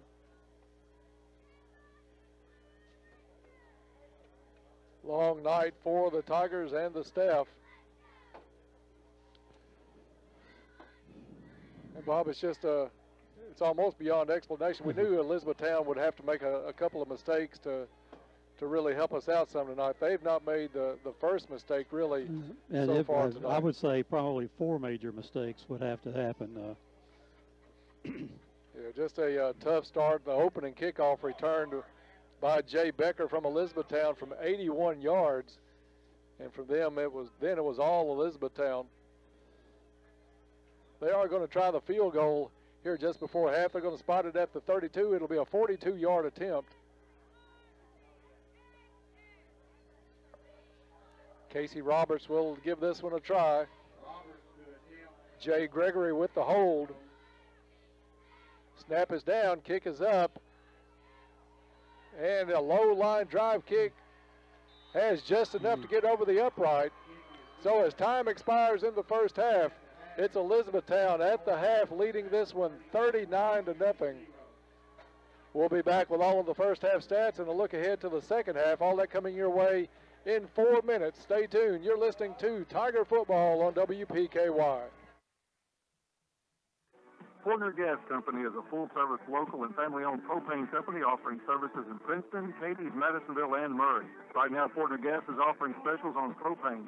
Portner Gas offers Holland and Napoleon grills, Dixie choppers, and they also have Red Max weed eaters. Contact Portner Gas Company today for all of your residential, commercial, and agricultural propane needs. Portner Gas Company, a family tradition of service since 1951. Howdy, folks. Colonel Sanders here with another important holiday message from KFC. This year, don't waste your holiday vacation cooking dinner. Instead, waste it watching TV or catching up on sleep. And let me prepare a home-style meal for the family with a KFC $20 fill-up. That's 8 pieces of delicious original recipe chicken, 2 large mashed potatoes and gravy, a large coleslaw, and 4 biscuits. Just $20. All right, get along now. That TV isn't going to watch itself. KFC, finger looking good. Available for a limited time only. Pricing and participation may vary. Tax extra. Hello, this is Gloria Smith with the law office of Jeff Russo. Are you buying or selling real estate? Are you planning on refinancing your existing home loan? If so, you should be aware that you have your choice in which attorney provides the legal services associated with such transactions. Our law office has over 50 years of experience in real estate law. We pride ourselves on being cost-effective and having a quick turnaround time. If you're in need of such services, call us today at 365-2763 or find us on the web at www.jeffrussolaw.com. We are located in downtown Princeton on the east side of the courthouse. This is an advertisement. Prearranged funeral planning gives you real peace of mind. At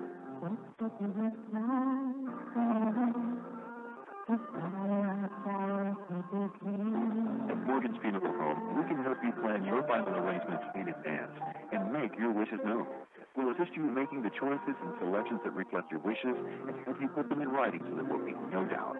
Morgan's Funeral Home, serving families for over 100 years.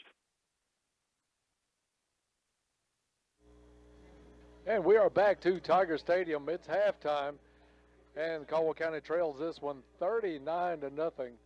Elizabethtown jumped out on the very first play of the ball game, returning the opening kickoff 81 yards for the touchdown, and then just never let up on the gas as they go to the locker room up 39-0, running clock with about 4 or 5 minutes left in the first half as they tack on the field goal right at the end of the first half.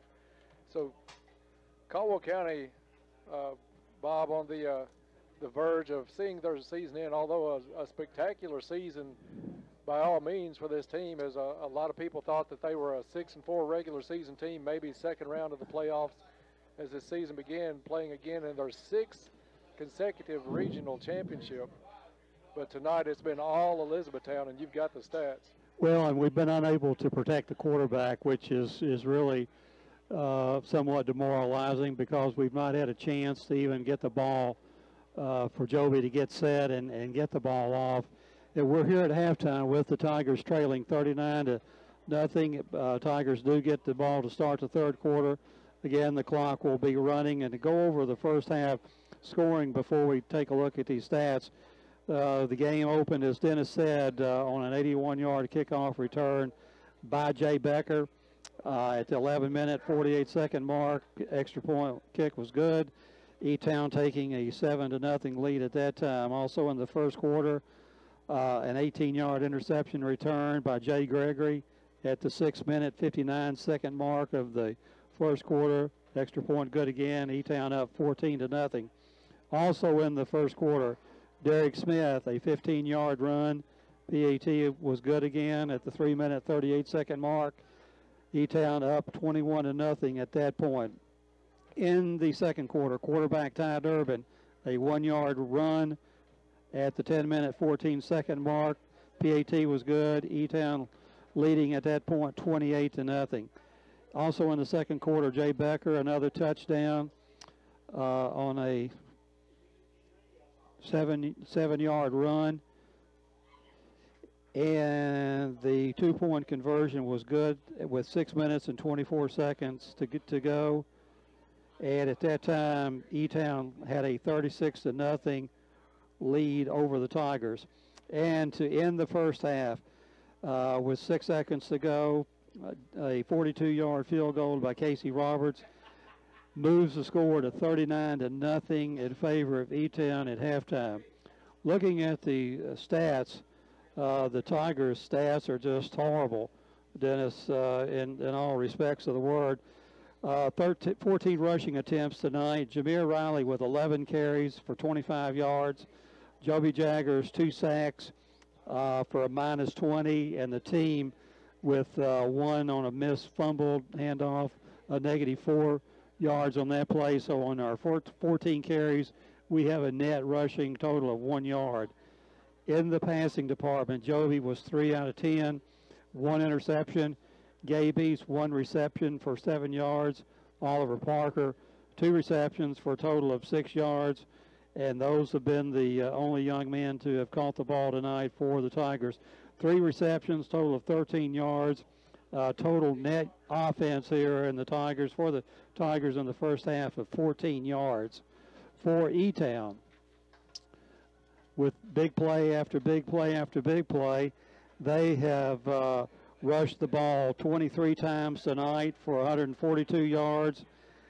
They have completed 2 of 4 passes for a total of 29 yards. So not an unusual high amount of yardage here for E-Town here at the halftime. Total net yards for them of 171 yards. So we're at the point where it's the big plays. It's the kickoff return, the interception, the big play on the runs, just Caldwell County going for it and not making it on one attempt, but the game well in hand by Elizabethtown at this point, and you would have to think that we have our chances are through, Dennis, in this game. What we want to do is not get anybody hurt. Yeah, we would like to come out and make it somewhat respectable, and hopefully we'll see some reserves coming up in that second half for Elizabethtown. But Bob, just a tough night for Caldwell County as this one started out in the hole 12 seconds into the ball game, and it's not gotten any better. We've had just a couple of times to cheer. I think Riley had a pretty good run back on one play. You had the Tigers move on one drive, but really nothing to cheer about for the Tigers whatsoever in this ball game. Bob, do have a couple of scores to pass on. Mayfield had an early lead on Owensboro Catholic tonight, 7-0. At halftime, it was Campbellsville 23, Crittenden County 8. And after one, Hopkinsville had the 2-touchdown lead on Franklin Simpson, 14-0. So some scores going on around the area. Some other West Kentucky teams still in action. The winner of this one gets the winner of Boyle County, and who was it, by Boyle County, Lexington and Catholic. Lexington Catholic. I think that game being played at be played at E-Town if we can't come back. Yeah, and E-Town looks every bit like it's going to be. That's looking improbable at this point. Yes. As the Panthers lead the Tigers 39-0. But Bob, we knew the Lickenhouse ratings. We've talked about those. We go by them a lot over our 3 years of having the opportunity to do this here at WPKY. Those things are usually generally accurate. I don't think I've ever seen. Sometimes they don't cover the spreads, but I don't think I've ever, in our 3 years, seen a true upset, a wild upset. We've seen some games that were pretty evenly matched in the lit ratings, but the E-Town Panthers had about a 13-point rating on Caldwell County tonight, and it's been that and more for the Panthers in this one. And we have been, just to make a succinct statement here, Dennis, we've been dominated tonight. We just have not been able to keep their defensive line out of our offensive backfield. They're running for 8, 9, 7, 14 yards a carry with their, let's see what we have here at halftime for them, 142 yards on 23 carries. That's basically almost 7 yards a carry. And a lot of the time in the second quarter, about 6 minutes, 7 minutes, with a running clock. Right. So that helped keep the yardage totals down by E-Town. So I'm sure Coach Barnes is in at halftime right now trying to get them to finish strong, and I'm sure we will. I'm sure we'll come out, make some noise hopefully here in the third quarter, not just let this thing really get out of hand. Yeah, we'll want to play with some pride, if nothing else, here in the second half, and you expect that from a Coach Barnes coached team, that they're not going to come out and just lay down for the second half. But, Bob, you've seen last week after the LaRue County game, we had a chance to talk to some of the coaches. They said the Becker kid is fast. They told us everything about Becker, and he's lived up to every expectation. But one thing that's really impressed me that nobody really spoke about, they said they had a good defense, only gave up maybe 10 points a game. But that defensive line is by far the quickest line we've seen all season, getting back and getting the pressure on Joby Jaggers. That's been one of our weaknesses tonight. The other thing that you know, we see very few teams with the wing tee, but when you have speed in the offensive backfield and run the wing tee and have that deception go on with quick people, you're going to make some yardage, because it's not just a handoff to the guy coming right up the middle or a drop back pass over the center. They put pressure on you with at least 2 or 3 options that they could do on every play, and that we've not handled a lot of that well tonight. No, Joby's had a tough night. He's, has been thrown for at least a couple of sacks, and had somebody in his face just about the whole night trying to make a completion. When he hasn't had somebody, he feels the pressure, and he's had to release the ball a lot earlier than he wants. The receivers really haven't had time to run much of a route. So just a tough night. Maybe we'll be able to come out in the second half. E-Town has this one in hand. You'll see if they'll play some of their reserves in the second half, as they want to keep the starters healthy for an apparent game next week against either Boyle County or Lexington Catholic. We're about 3.5 minutes away from kicking off the second half. We'll take a break and we'll be back. We'll take 2 minutes back at the station there in 2 minutes, and then we'll be back to get ready to start this second half. At halftime, it's Elizabethtown 39, Caldwell County 0. We'll be back for second half action in 2 minutes. This is Tiger Football on WPKY. All agency in Princeton. We have served the small business owners of this area for over 100 years. Do you have trouble understanding liability and workers' comp insurance? Are your insurance premiums spiraling out of control? Whether you're a furniture store on Main Street, a plumber or electrician, or a locally owned bank or car dealer, we have a policy for you. We are the business insurance experts. Give me a call at 365-5541. You'll be glad you did. Tri-Cube in Princeton would like to give a big shout-out to one of our own, Jeff McDowell. Jeff has given Tri-Cube 34 years as one of our top service technicians, and General Motors thinks so also, as they've selected Jeff in the top 20 service technicians out of over 7,000 in the Southeast region. We're so proud of you, Jeff. The extra time and dedication it takes to achieve this honor speaks volumes about him. Tri-Cube Incorporated offers top-notch service on all your GM and Chrysler vehicles by certified technicians Monday through Friday, 6:30 a.m. to 3:30 p.m. Call 270-365-5522 for your appointment today. Tri-Cube Incorporated, Highway 91 North in Princeton. At Little Caesars, we are very pleased to announce our newest addition to our already wonderful lineup of pizzas. Cheese stuffed crust. That's right. You can now add cheese to the crust of your favorite hand-tossed or deep-deep dish pizza. It's so yummy, yummy. Make that pizza or any of our other delicious pizzas a meal with our new Little Caesars Make It a Meal deal. For a discounted price, you can add on one of our 3 Make It a Meal deals to your pizza order. All meals include a 2-liter with your choice of Italian cheese bread, crazy bread, or wings. We want to be your go-to pizza place. Let us know how we are doing and what your favorite menu items are. Join our Facebook group, T-Town Little Caesars, to see our specials and enter for our giveaway. Little Caesars is very involved in the community and would love to serve you. If you belong to a church organization and need delivery for a gathering or church event, call us at 270-365-3311 to order. Pizza, pizza. And we are back to Tiger Stadium. We're at halftime where Elizabethtown leads Caldwell County 39-0. Under a minute left before we kick this one off. Bob, I do want to tell the community about a great meal coming up on Sunday at the Preston Golf and Country Club. Everybody's invited. It's at the Country Club Sunday from 11 a.m. to 1:30 p.m. Special holiday buffet. They'll have all the normal stuff, turkey, traditional side items, along with some ham and some baked fish. Oh, that sounds great. $16.95 a person, half price for those 10 and under. This includes your drinks, so come on out and enjoy some holiday cheer with friends and family. That's at the Princeton Golf and Country Club Sunday from 11 to 1:30. Call 270-963-0512 to make your reservation. That's this Sunday afternoon at the Country Club.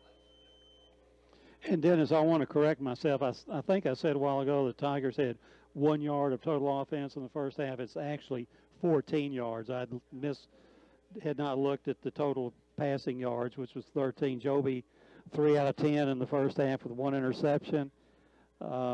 Just not a good night all around for the Tigers so far tonight.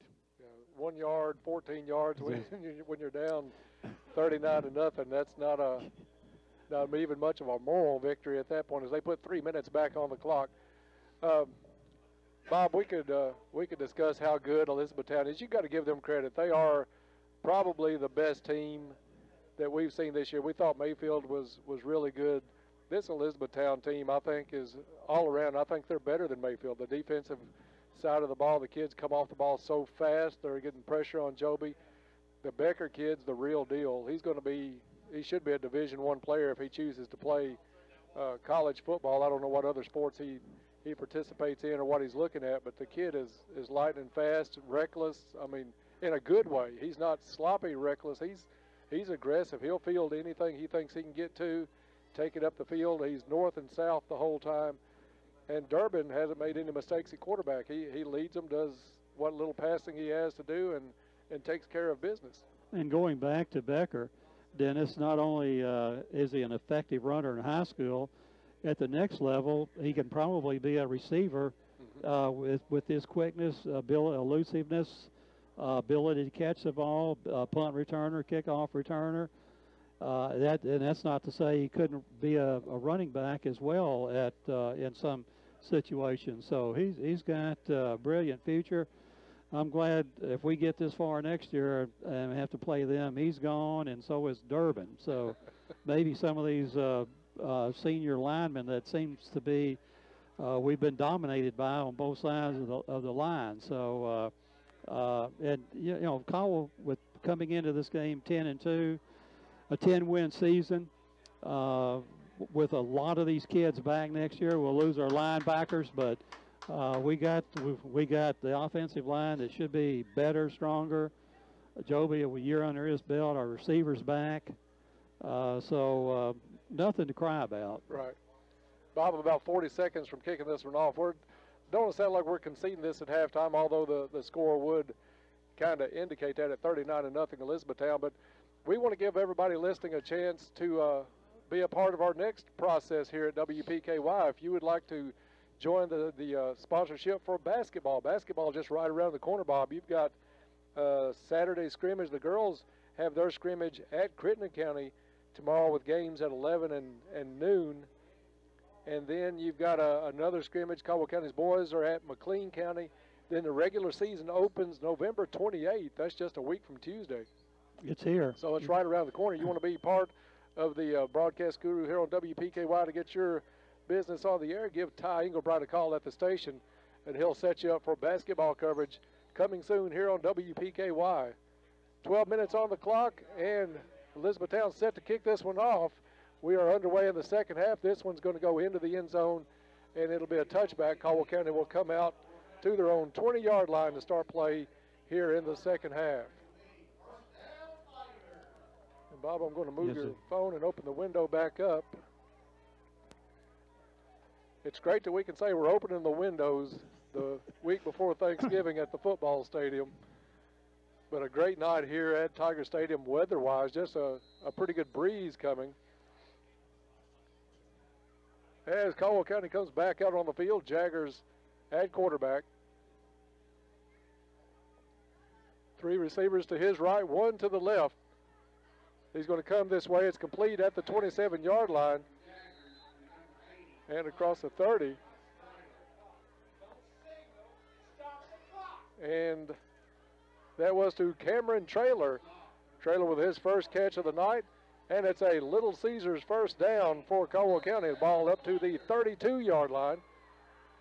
Traylor near sideline. Parker, the farthest receiver of 3 on the far side. Handoff is to Dylan Gray.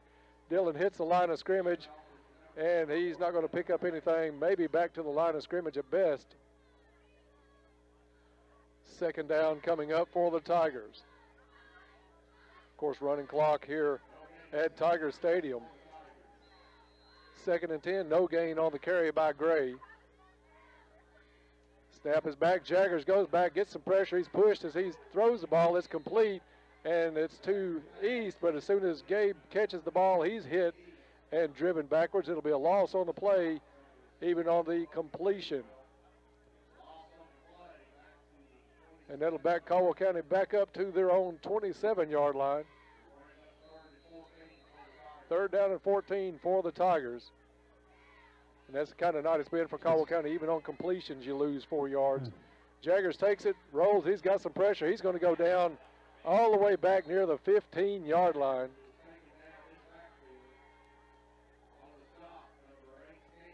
And Jaggers gets up a little bit slowly. I'm sure he's going to show some marks tomorrow morning from the pressure he's taken back there tonight. Ball spotted back at the 17-yard line. Bashir comes in to punt for Caldwell County. He barely gets it off. Pressure from number 24. Nice kick. All the way out. Bounces and takes a Caldwell bounce back to the Elizabethtown 45-yard line. Bob, I really thought Becker was going to pick that ball up, even though he had a Tiger standing right in his face. I thought he was going to pick that ball up and try to take off up the Well, I was looking for him to do something like that. The kid shows no fear when he's on the field.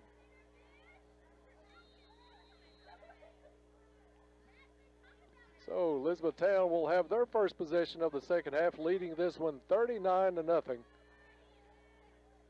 Starters still in for Elizabethtown. They come under center. Misdirection.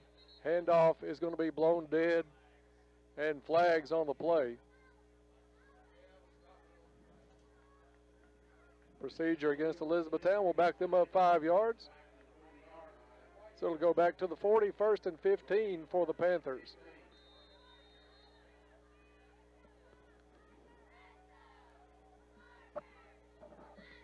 And Newtown huddling back with the penalty marked back to the E-Town 40-yard line.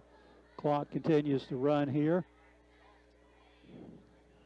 And under center, Durbin takes it. Handoff is to Becker. Becker breaks through the line. He's across the 40, 30, pulled out of bounds on the far sideline. Saving a touchdown is Trail Riley. Becker hits the line as quick as anybody we've seen, probably quicker than anybody we've seen all season. A mark at the 23-yard line, Dennis. Let's see where they'll finally settle this one. It is going to be marked at the 23-yard line. So it's 1st and 10 for Elizabethtown with just under 9 minutes left in the third quarter. And Becker comes off the field after that run. It'll be Durbin under center. That's all motion. Handoff goes up the middle. He's up to the 15 and pushes the pile to about the 14-yard line.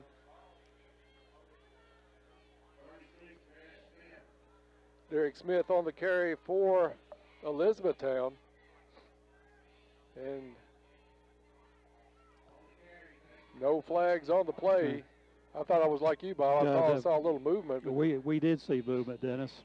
I think these maybe the officiating crew's ready to go too at 39-0.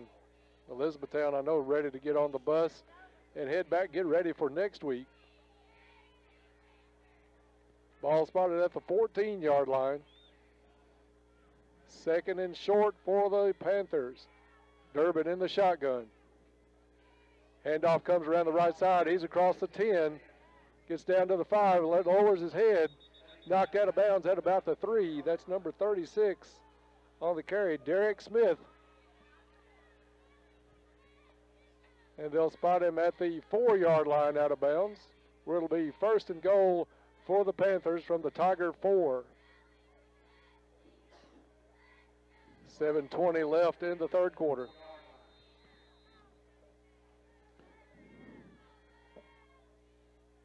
Elizabethtown in the huddle. And you would think if they score here, Bob, it'll be a lot of substitutes for E-Town. Durbin under center, puts a player in motion. Handoff up the middle. And number 21 looks like he got in. Did they signal? They did signal touchdown. Number 21, Cass Disney, with the touchdown for Elizabethtown. 45-0.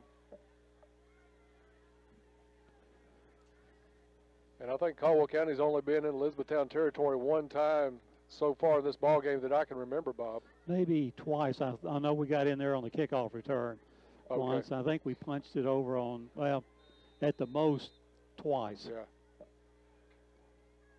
Just an all-around stellar effort by Elizabethtown. You got to give credit where credit's due, and they have been solid in every aspect tonight. Special teams, offense, defense.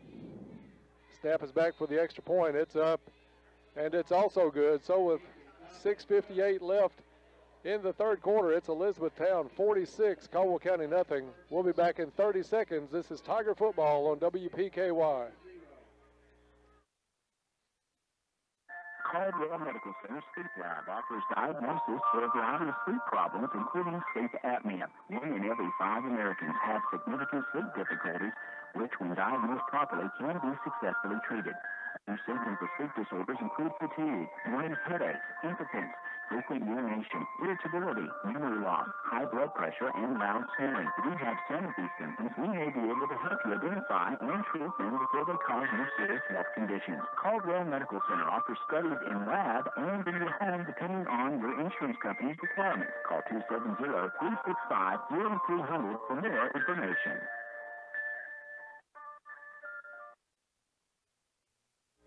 Back to Tiger Stadium. Elizabethtown scores on their first possession here in the second half, 46-0 E-Town.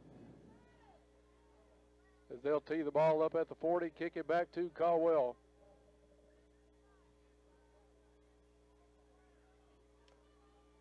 A few fans starting to go ahead and pack it in here at Tiger Stadium. Roberts approaches, kick is up. He's going to kick it away. Going to bounce over the head of the Tiger back, fielded at the 5. Now they turn it up the field across the 25. I think that was number 28. Looked like Seth Slayton. Seth Slayton on the return for the Tigers. Nice return on the ball that actually bounced over his head initially. Able to get a handle on it. And Caldwell County will take over first and 10 from their own 25-yard line. Tigers looking to get something on the board here in the ball game. Bob, the wind really picking up out there. The flag standing straight out and whipping right now. So at game time, a pretty good breeze at kickoff. But right now the wind really starting to pick up here at Tiger Stadium. Joby still out there. Joby has 2 to the left, 1 to the right. They're going to add a tight end, try to give him a little more protection. Whistle blows this one dead. And I think the play clock may have ran out on that one. Delay of game against Caldwell County.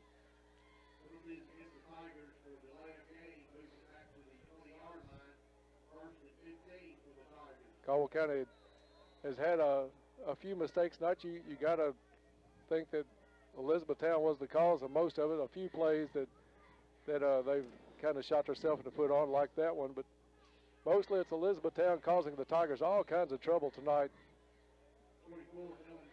Hand off to Dylan Gray, gets it up to the 24-yard line.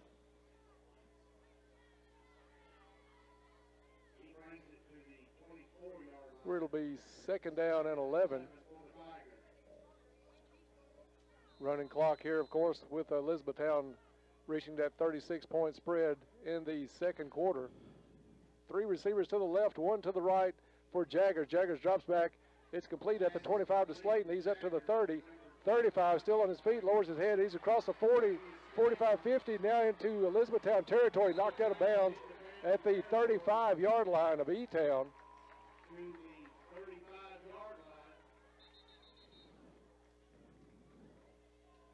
That was Travion Samuel. And it's a Little Caesars first down, Caldwell County, on the nice run by Samuel. Nice pass, nice catch, and he ran hard upfield. Yeah, he lowered his head up near midfield. He was knocking people over. Caldwell County in Elizabethtown territory with 5 minutes left in the third. Jaggers drops back, quick out is to number 80 for Caldwell County. That's Cameron Traylor, a 5'9" senior with the reception, gets it down inside the 30 to about the 28-yard line.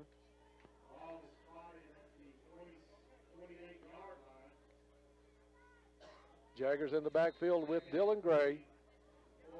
Samuel, one of 3 players to the right. Handoff goes to Gray. He wanted to go up the middle, bounced it back to the left, and he's down at the 25-yard line.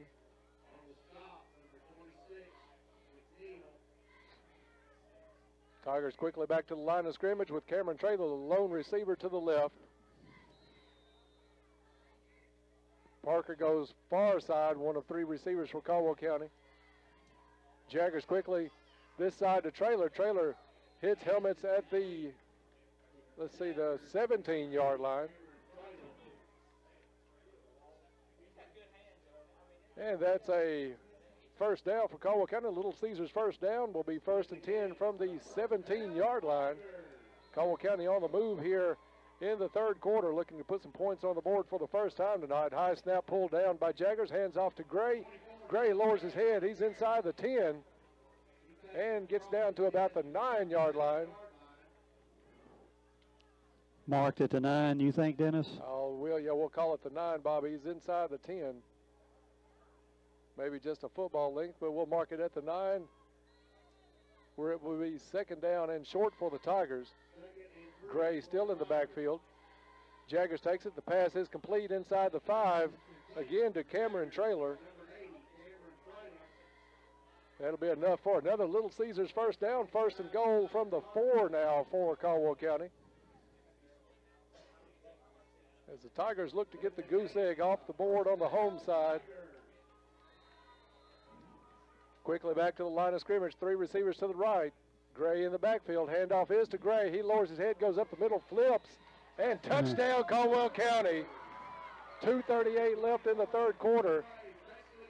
And the shutout is broken. 46-6 now. Good hard-nosed run by Dylan Gray, Bob. He was hit just outside of the goal line, flipped and landed inside the end zone. That's what you want to see, these young men bounce back and not give it up, lay down, and tough drive, and a lot of players looking good on that particular drive. Looks like the Tigers are going to go for 2. Parker, one of 2 receivers on the far sideline.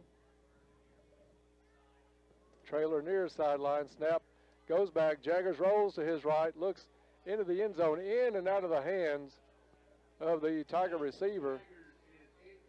Incomplete. And with 2:38 left in the third quarter, it's Elizabethtown 46, Caldwell County 6. We'll be back in 30 seconds. This is Tiger football on 103.3 The Tiger. Bonfires, football games, sweaters, everything's on Fiat. But don't add a cold house to this list. Let McGregor Group service your heater before it gets too cold and you find yourself without heat. We cover everything from repairs, replacements, to new installations. Call McGregor Group Heating and Air today at 270-896-5044 or come see us at 960 Garment Trace Road here in Princeton. We are the company that you can take comfort in. We're back at Tiger Stadium, Caldwell County on the scoreboard here in the third quarter with 2:38 left. It's 46-6 Elizabethtown. Some good play there, Bob. We talked about it at halftime just a little bit, how we expected Caldwell County to come out play with some pride, and they did on that drive, especially the runs by Samuel and by Gray, who flipped into the end zone. So the effort's still there for the Tigers as they try to battle to make this respectable. It's going to be Hunter Van Hoosier with the kickoff in the absence of Boyce Nichols. This one's up. It's going to be a short kick fielded at the 25. He's up to the 30, 35, the 40. Derek Smith on the carry, on the return rather. And Caleb Burden on the tackle for the Tigers. I think I like it better, even though it's a little cooler with the door open, Bob, so I'm going to put it back. Thought we'd go with a little bit of glare, but we'll bypass on that. 2 minutes to go in the third quarter. A few substitutes also in for Caldwell County. Elizabethtown with the handoff. Tackled by Cole Baker and a group of others right at the line of scrimmage. Maybe a little bit of a loss on the play. I think it is going to be about a yard or two loss back to the 41-yard line. Cole Baker wrapped that one up. And I'm sure E-Town has their some second stringers in there. Yeah, we'll try to get some of these numbers for them too. I know I don't see number 14 back there. Handoff comes to the right side by Elizabethtown across midfield, pulling a Caldwell tackler all the way with him. That was Max Ashley along for the ride with Elizabethtown. Goes into Caldwell County territory with the first down. And the ball spotted at the Tiger 47-yard line. For the Panthers, it's Clay Games, a 6'2" freshman, into the ball game. Handoff goes to the second back through. He's hit at the line of scrimmage, able to get across the 45 to about the 43-yard line. Good tackle there by number 35 for Caldwell County. That is Will Bashir.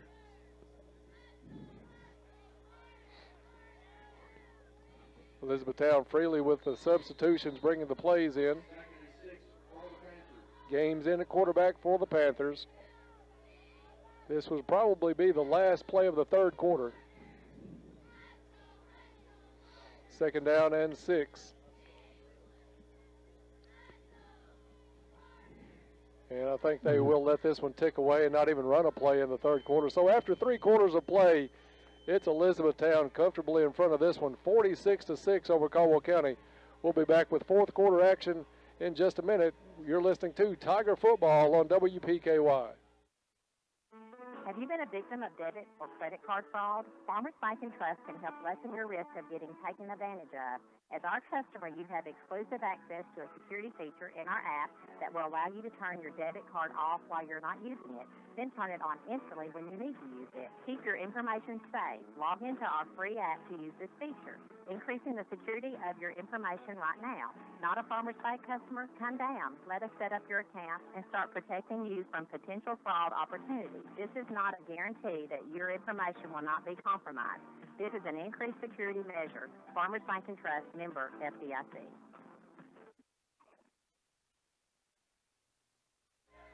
Back to Tiger Stadium. 12 minutes left in the season for Caldwell County as they trail this one 46-6.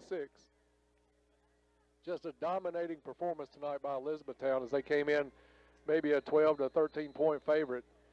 And it was all Elizabethtown in that first half. They've got it second down and about 6. Games with the pass complete over the 40 down to about the 35-yard line. Tackle by Hunter Van Hoosier. And it's enough for a first down for Elizabethtown on the little swing pass out to the near sideline. Ball's going to be placed at the 35, where it'll be 1st and 10 Elizabethtown. Clay Games, as we said, a 6'2 freshman in at quarterback for the Panthers. They're going to send 2 receivers to the right, 1 in the slot to the left. Slot receiver comes into motion. Games with the handoff. Number 16, he's got some room across the right side, 30, 20, down inside the 15-yard line.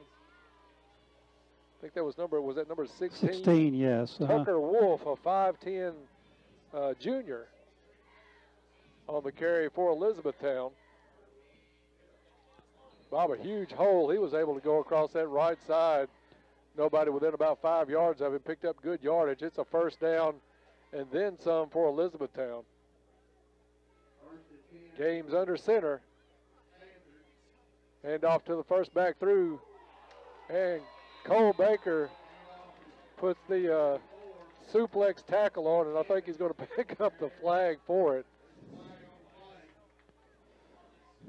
Looked like a Brock Lesnar tackle on that one. If anybody watches Monday Night Raw, you'll know what I'm talking about. Suplex City by Cole Baker draws the flag. And they'll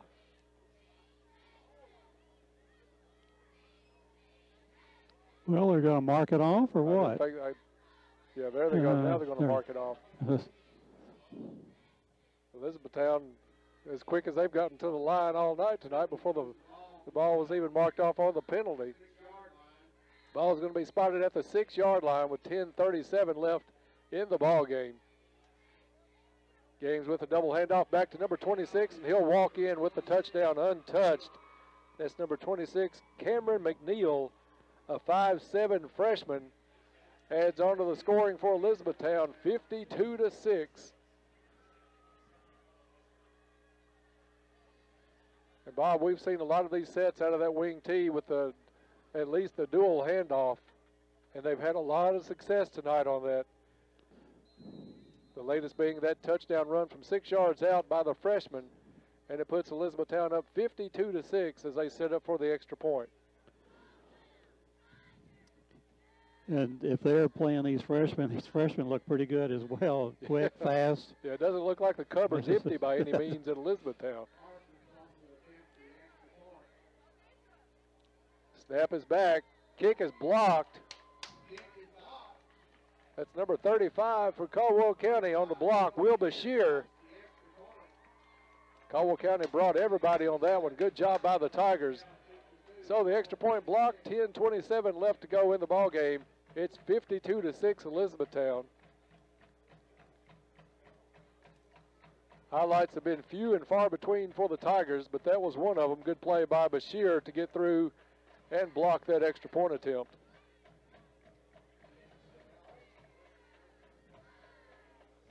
So the Tigers will receive it, 10:27 left in the ball game. And Elizabethtown will advance on to the winner of Boyle County and Lexington Catholic.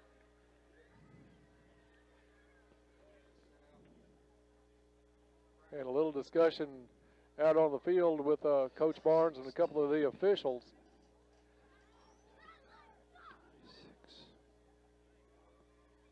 Bob, you'll have one more Saturday morning quarterback tomorrow with Coach Barnes. It'll be interesting to hear his comments. I'm sure it'll be a lot of disappointment, but also a lot of praise for the opponent tonight as they've come in here after the 130-mile drive over from Elizabethtown and played almost a flawless football game. Really, I see no weakness in their team. E-Town getting a lot of players in. Backup kicker puts this one into play. It's going to be whistled dead. Looked like the kid on the far sideline maybe got a little bit of a jump. So they'll bring this one back and try it again.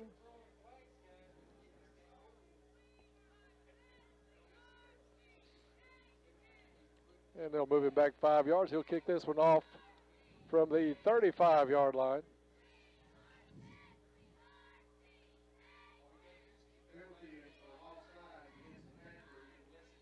Bob, we said something about the cupboard not being bare at Elizabethtown. Caldwell County has got a lot of players coming back next season that's shown a lot of improvement this year. The offensive line all be back. You've got Joby. You've also got Oliver Parker, who's became a great receiver this season. Ball fielded up at the 35-yard line by Caldwell County, returned to about the 45-yard line. Ben Holt returned the kickoff.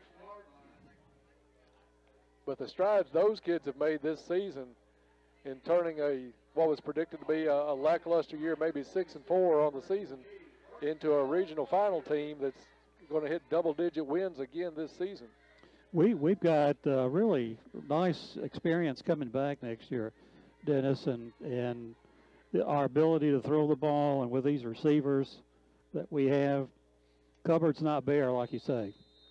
Ball at the 46-yard line of Caldwell County.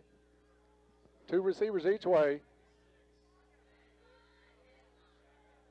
Handoff up the middle to Dylan Gray. Bounces it outside a little bit. He's going to pick up a Little Caesars first down. And Bob, that looks like Bashir. Is that Russ back there? That's Bashir in at quarterback for Caldwell County's Jaggers here on the sideline. You see him with his helmet off, standing by East. As Bashir is in at quarterback with 8:30 left in the ball game, 52-6, Elizabethtown.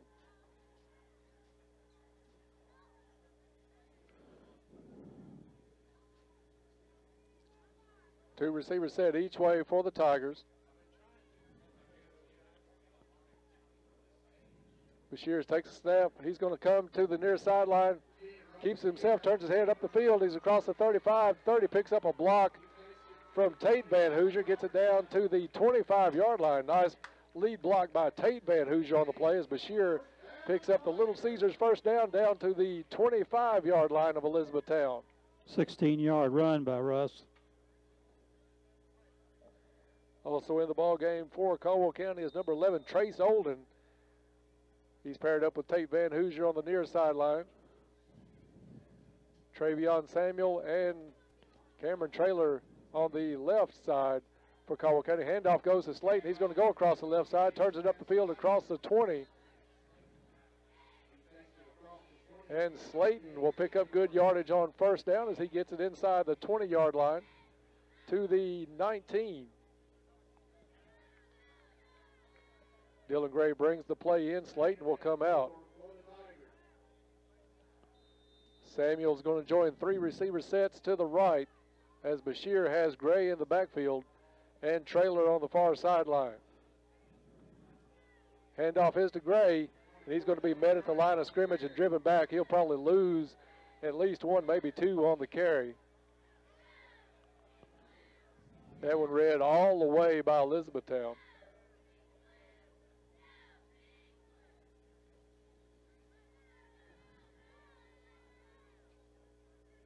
And the Tigers will have it placed at their 21, at the Elizabethtown 21-yard line, where it'll be 3rd down and about 7. Handoff goes to Gray. He takes it right up the middle. He's going to be very close to a first down. It'll depend on the forward progress. He needed to get to about the 15. Looks like they're going to mark it near the 16-yard line. He's going to be about a yard short. 4th down and 1 for the Tigers with just over 6 minutes left in the ball game. Gray stays in the backfield with Bashir. 3 receivers set to the right, 1 to the left. That's Cameron Traylor. Handoff is to Gray. Gray hit at the line of scrimmage. We'll see if he gets the ball to the 15. Looks like it's going to be close. I think he got to the 15. It's going to be close. I would almost say he got it, but that hole closed up quick on Dylan. And it is a first down, Little Caesars first down for Caldwell County. They'll move the chains. Ball spotted at the 15-yard line. First down Tigers with 5 1/4 left in the ball game. High snap pulled down by Bashir. Handoff to Gray. Gray looking for room up the middle. Nothing there. And he's pulled down after no gain. Ball will be right back to the 15-yard line.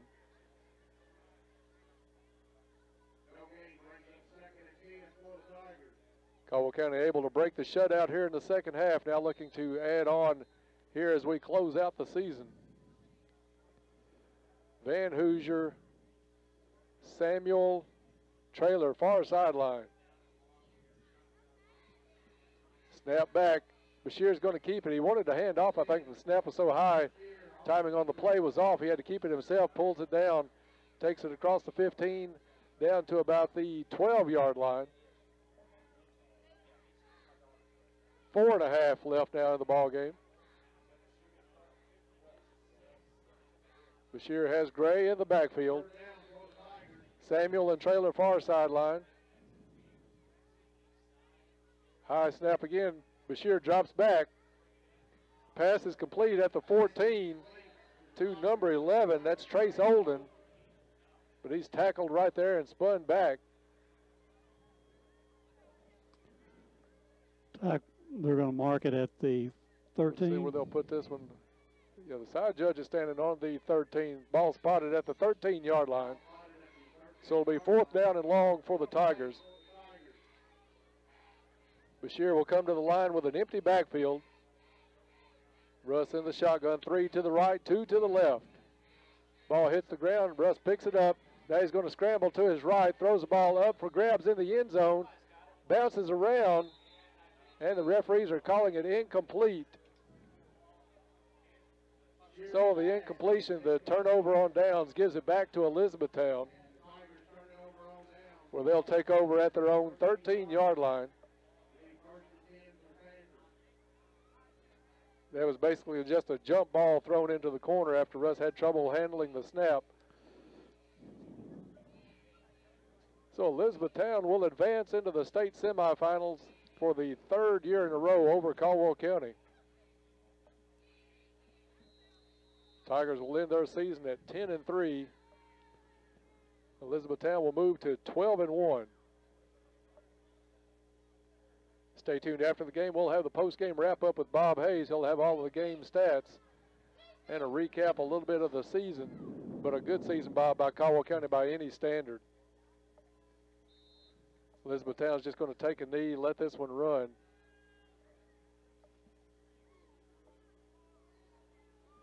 I don't think they can run the clock completely out.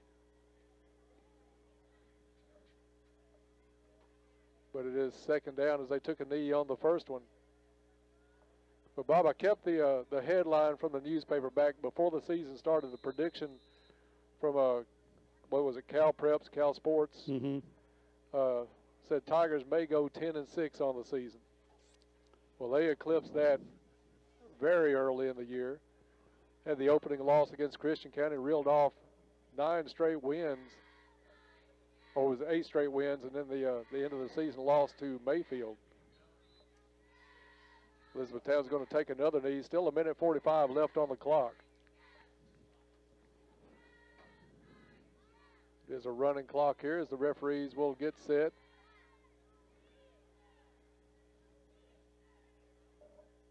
But a great year by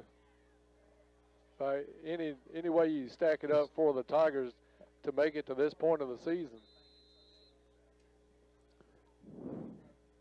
Ball spotted at the 10-yard line, where it is 3rd down now for Elizabethtown.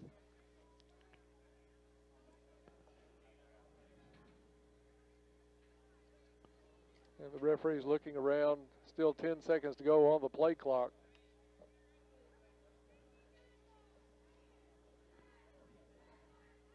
And the quarterback for Elizabethtown takes another knee. We'll see if they have Elizabethtown punt or if they'll just take a knee and give it to Caldwell at the 9-yard line.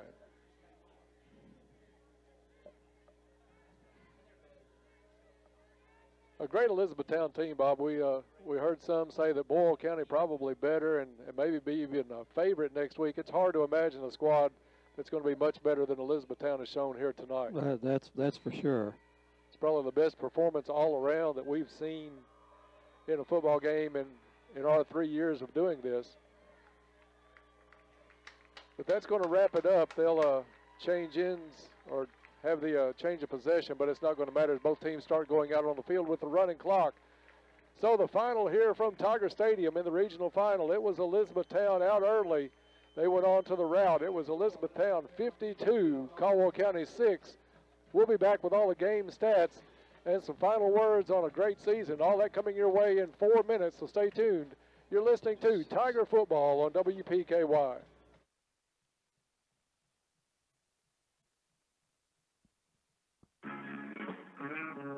Mobile deposit is here. This is Mona Van with First Southern National Bank, and our new mobile app is loaded with extra features, including mobile deposit. Now you can use your smartphone's camera to deposit checks on the go.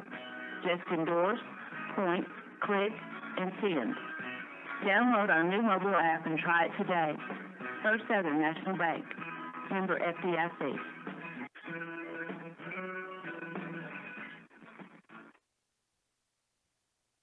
Chances are you're on your way somewhere. And you're on your way somewhere at the same time the cafe is introducing a new menu of recrafted espresso drinks, including the iced caramel macchiato, sweet caramel, drizzled over smooth iced espresso. Now chances are you're on your way to McDonald's. Nothing comes before coffee. Get any small from our new line of recrafted espresso drinks. Cafe quality for just $2. A la carte only. Limited time only at participating McDonald's. Cannot be combined with any other offer or any combo meal. Fredonia Valley Bank is offering 2 new interest-bearing checking accounts, the Valley Advantage Checking and the Valley Advantage Plus.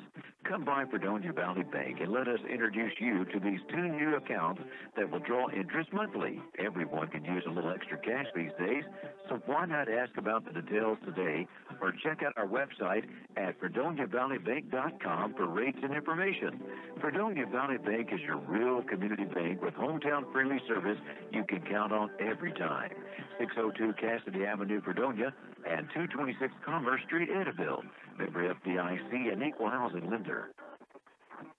Here's a reminder from your Princeton Electric plant board. Meter tampering is dangerous. Tampering with an electric meter is not only dangerous, it is dishonest and against the law. Stealing electricity by tampering with an electric meter may result in your arrest and can even risk your life. Tampering with meters results in increased utility bills that everyone has to pay. If you see anyone tampering with an electric meter, call the Princeton Electric Plant Board right away at 270-365-2031. Princeton Electric Plant Board, Princeton's #1 energy source. It's that time of year when you'd like to have a little more light around your home, farm, or business, so you can do more things outside. And light for security. A tip from Penny Light Electric. Make those lights LEDs. LED bulbs last much longer, cost much less to operate. Penny Light Electric members can enjoy the safety, convenience, and peace of mind with security lights wherever you need them. For more information, call your friends at Penny Light Electric. Penny Light Electric, you're a touchstone energy cooperative. You can always expect great things at Planters Bank. When we say expect great things, what we're really saying is Planters Bank is here to provide the financial services you need. Planters Bank believes in the strength of our community and is a full-service financial institution. Our employees have a true passion for helping our neighbors, and it shows. See Jake Tepper and the rest of the Planters Bank staff at 208 North Jefferson. Planters Bank, member FDIC and equal housing lender.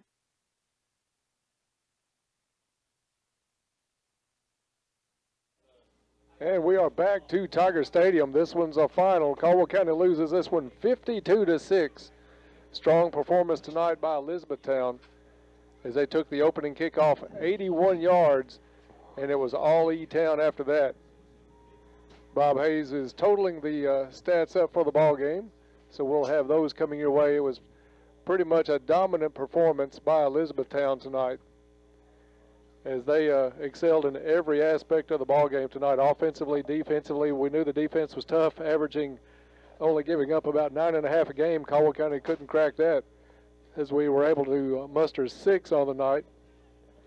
So a good season comes to an end. Again, we've been able to do this with WPKY for 3 years now, and all 3 years this has been the end of the season for the Tigers, regional final and Elizabethtown. Tigers not able to get over the hump tonight, as E-Town will take a strong team into next week's competition against Belfry from, Boyle County, from what we understand. Looks like, don't see the final score on it, but Crittenden County really taking a pounding over in Marion tonight. I think 34-8, the last score late in that ball game that I saw. So looks like the season also coming to an end for Coach Al Starnes and the Rockets, and a career coming to an end for for Coach Al Starnes tonight, a big friend of Tiger football here, especially, Bob, over the last few years with some of the occurrences, some of the tragic occurrences that have happened, and just a real class guy that's calling it quits after this season. So our hats off to the Crittenden County Rockets as they were playing in the regional final tonight.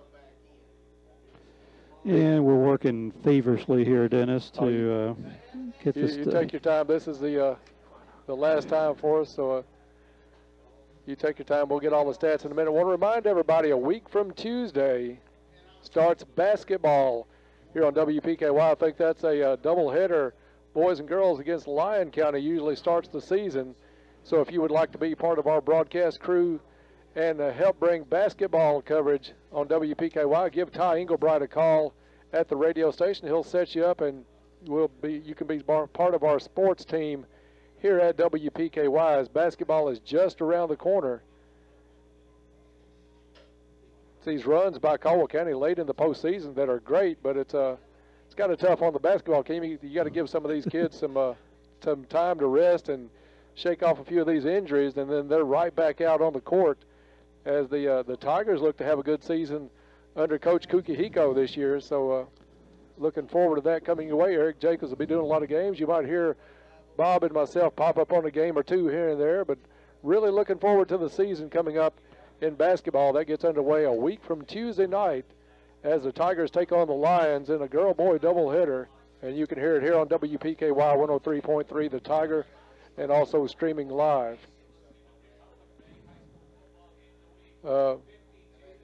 Our boss Ty Englebright on the field here for the post game also as his son, a senior, Mac Englebright, plays in his last game. So Ty wanted to be down on the field with the crowd, experiencing what it's like with the senior playing the last football game. So we've been there. We know it's a tough time to be watching from a press box or even down on the field, but a great year by Mac Englebright this season. He really made some good strides to finish out his senior season, as did a lot of the Tigers. This team was really a pleasure to watch all year, as there were not a lot of expectations, really a lot of unknowns more than anything to start the season, with a new offensive line, a new quarterback, some young receivers, a defense that was going to be steady, but we didn't know if they would be good enough to hold the Tigers into a ball game that the offense really wasn't expected to produce a lot of points early in the season. But this team, I think above anything, was very coachable. I think that's one of the things that Coach Barnes enjoyed about this team, is these kids came out every week ready to learn, ready to listen, ready to apply what they do in practice, and ready to try their very best week in and week out. And I think that's the biggest difference in a team that was predicted to go maybe 6-4 on the season and a couple deep in the playoffs to a team that was 10-2 playing for a regional final. It's just how coachable these kids were and how much effort that they put in, not just on Friday night, but starting on Saturdays with the game, or Sundays with game film, and then all the way through the week. And one thing that Coach Barnes mentioned in the pregame interview is, because we've been deep in the playoffs the last 6 years now, he gives these kids an extra 3 weeks of practice, probably in the neighborhood of 13 practices that if your season ended without advancing to the playoffs, you wouldn't have. So that gives these kids more opportunity to learn, grow, get better, and obviously for the future if you're an underclassman. Looking at the results here in the second half, in the third quarter, E-Town gets on the board first on a Kaz Disney 4-yard run. The PAT was good, that coming at the 6-minute 58-second mark to go in the third quarter. E-Town up at that point 46-0. Caldwell County then gets on the scoreboard in the third quarter. Dylan Gray on a 4-yard run. The 2-point conversion was no good. That coming with 2 minutes 38 seconds left in the third quarter. Caldwell trailing 46-6 at that point. And in the fourth quarter, Cameron, somebody, I can't read my writing here, McNeil, I think, a 6-yard run. The PAT was blocked, coming 10 minutes and 27 seconds remaining in the ball game. and E-Town up at that point 52-6, and that would be our final score. E-Town winning over Caldwell County 52-6. Looking at the stats here for the Tigers, a little bit better performance in the second half, and for the game in the rushing department, Jameer Riley with 11 carries for 25 yards. Joby Jaggers 3 carries for a -32. Dylan Gray 11 for 33 yards and 1 touchdown. Russ Bashir 2 carries for 19 yards, and the team had 1 play of a -4 yards. 28 carries tonight for 41 yards. We had 1 yard at halftime, so a net 40 yards gained in the second half. In the passing department, Joby tonight was 9 of 16 with 1 interception for 81 yards, and Russ Bashir coming in late, 1 out of 2 for a -1 yard passing. And for the receptions tonight, Gabe East 2 receptions, 2 yards. Oliver Parker 2 catches for 6 yards. Cameron Traylor 4 catches for 32 yards. He'll be back next year. Travion Samuel 1 catch for 41 yards on a well-disguised play. And Trace Holden 1 carry for a -1 yard. Total passing yardage for the Tigers for the game, 80 yards. Added to their 41 yards rushing, the Tigers have a total offense tonight of 121 yards. For E-Town, in the second half, they rushed 10 times for 102 yards. They complete 1 pass for 8 yards, and actually in the second half, let me back up here. 97 yards rushing on 14 carries, 1 pass completion in the second half for E-Town for a total of 8 yards. And for the game, Elizabethtown with 37 rushes, 239 yards, and 3 out of 5 passing, 2 of those from the starting quarterback, 1 for the substitute that came in midway of the third quarter. Net passing yardage for E-Town of 37 yards, and total net offense for the Panthers tonight, 276 yards. Contrasted that with 121 yards for the Tigers. So obviously this game was over at halftime with E-Town holding a commanding 39-0 lead. Caldwell County came out, got on the board in the third quarter, ends up losing in the regional final to Elizabethtown 52-6. And Bob, a couple of scores to pass on. The Al Starnes era is done in Crittenden County as the Rockets bow out tonight by a score of 44-8 to Campbellsville. And Mayfield getting all they want in Owensboro. Mayfield to open the second half with a 13-7 lead over Owensboro Catholic. So a tight game there. Hopkinsville had a lead early against Franklin Simpson. No updates that I could find on that one. Hoptown was up early, 14-0 on Franklin Simpson in that game of some teams still in the West Kentucky area still playing. Here tonight, it was Caldwell County losing big 52-6 to Elizabethtown. So looks like we'll have to wait till next year for Yogi Berra to help us get over the hump with the deja vu all over again. Third time that we've been able to do this, Bob. Third time with the same result in the regional final loss to Elizabethtown. And what we have to look forward to is hopefully a trip back to E-Town next year, Dennis. There you go. We'll take it. If we can get that far, we'll keep making that trip. Sooner or later, we're going to get over that hump. But a great season by the Tigers. I was talking just a little bit, Bob, while you were totaling the stats. Just a great effort by these kids to take a whole new offense. So many new starters on offense. You had a great defense that held them in games. And this team progressed and made improvements as much as any team we've seen in a long time, from the game one against Christian County all the way to finishing up here tonight against Elizabethtown, to go away with a 10-3 record overall and regional runner-up trophy to take back to Caldwell County High School on Monday morning. And the other thing that's impressive here, Dennis, as you've mentioned and we've mentioned throughout the year, 10 wins. You just don't have that happen every year in high school football, and the Tigers hit that mark this year. We finished the season 10-3, nothing to be ashamed of. with a great group of young men, and that's one of the things that Coach Barnes always would talk about in his pregame show, about how easily these kids wanted to work hard, very coachable, good quality young men, and it made him coming to work a thing of joy, if you will, to work with these young men. And we'll have a lot of these kids back next year, do a little work on our defensive backfield with our linebackers, but our offensive situation seems pretty set to me, and we saw some of these young kids, Seth Slayton, Travion Samuel, Jameer will be back next year, and with his experience and getting a year growth stronger, we could have a really nice running attack next year, and Joby will be back for his senior year, excellent passer.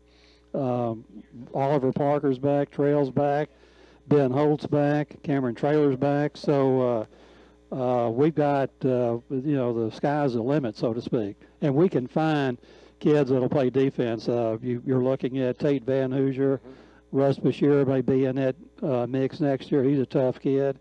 And you never know who will move around. And Gabe East is back. Gabe could move into a linebacker slot next year. He's tough and strong and going to pick up some weight. He made a couple of pretty good hits tonight. Yes. There's nothing to go home and cry about. These kids some of them hit the basketball court, some of them will wait for baseball, and then over the summer and through the spring they'll do their lifting and all that sort of stuff, and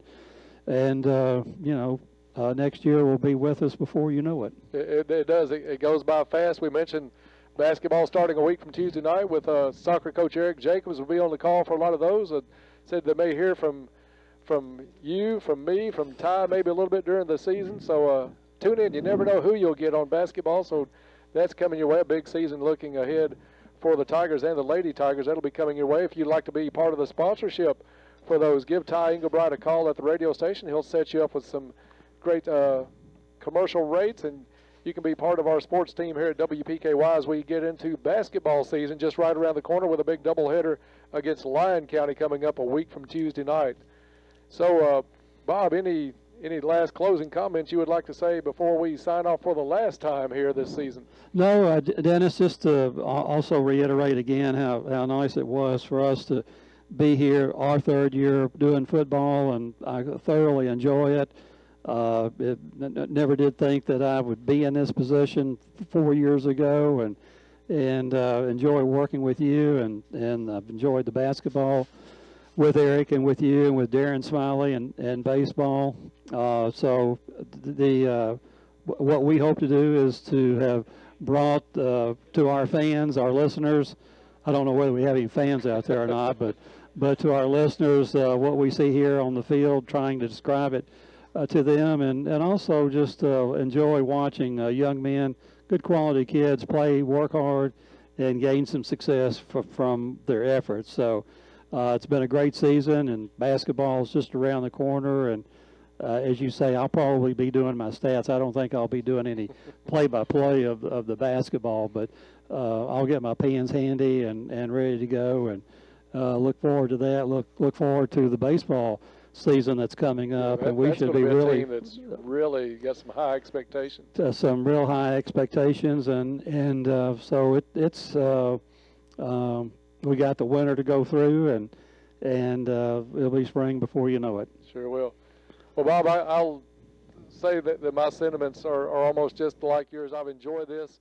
The 3 years we've got to do it since the new ownership at WPKY gave us the opportunity to do this. It's fun. We tell people we meet on the streets, they'll compliment the ball games. They'll compliment the live stream that we've added on, and really has taken a big upturn for WPKY. A lot of people enjoy the live stream, and when they compliment, we'll just, both of us, say about the same thing. We just have so much fun. It's an enjoyment for us to be able to get to do this and get to have fun at what we do as kind of a hobby. So we hope everybody enjoyed the season and enjoys what we do here, and are looking forward to basketball. And it has just been a pleasure working with you and working with Ty this season as we've made a few changes, hopefully a few improvements along the way, and give the listeners and the viewers now something that they can enjoy. It's been a great season, and I just marvel at what these young kids have accomplished without a whole lot of fanfare leading into the season, and they've been able to overcome that against a really strong schedule. Tonight was just something that we got behind the 8 ball, could not runaway train, could not stop it, could not derail it even. So it's what happens sometimes in football. You don't have good nights, and that's what you can say for the Tigers tonight. They're a good night, bringing their season to an end with a 10-3 record, but overall an outstanding year for these young men. It was. Sometimes you just got to say you got beat by a better team, and tip your hat to them, and you look ahead to next season. Wish them well. Again, the final here from Tiger Stadium tonight in the regional final. It was Elizabethtown 52 and Caldwell County 6. That's going to do it for us tonight. So for Bob Hayes and Ty Engelbright here at the stadium, Darren Lewis back at the station, I'm Dennis Stevens. Thank you for listening, and we'll talk to you a week from Tuesday from Lyon County as we start basketball season. Thank you for listening. This has been Tiger Football on WPKY 103.3 The Tiger.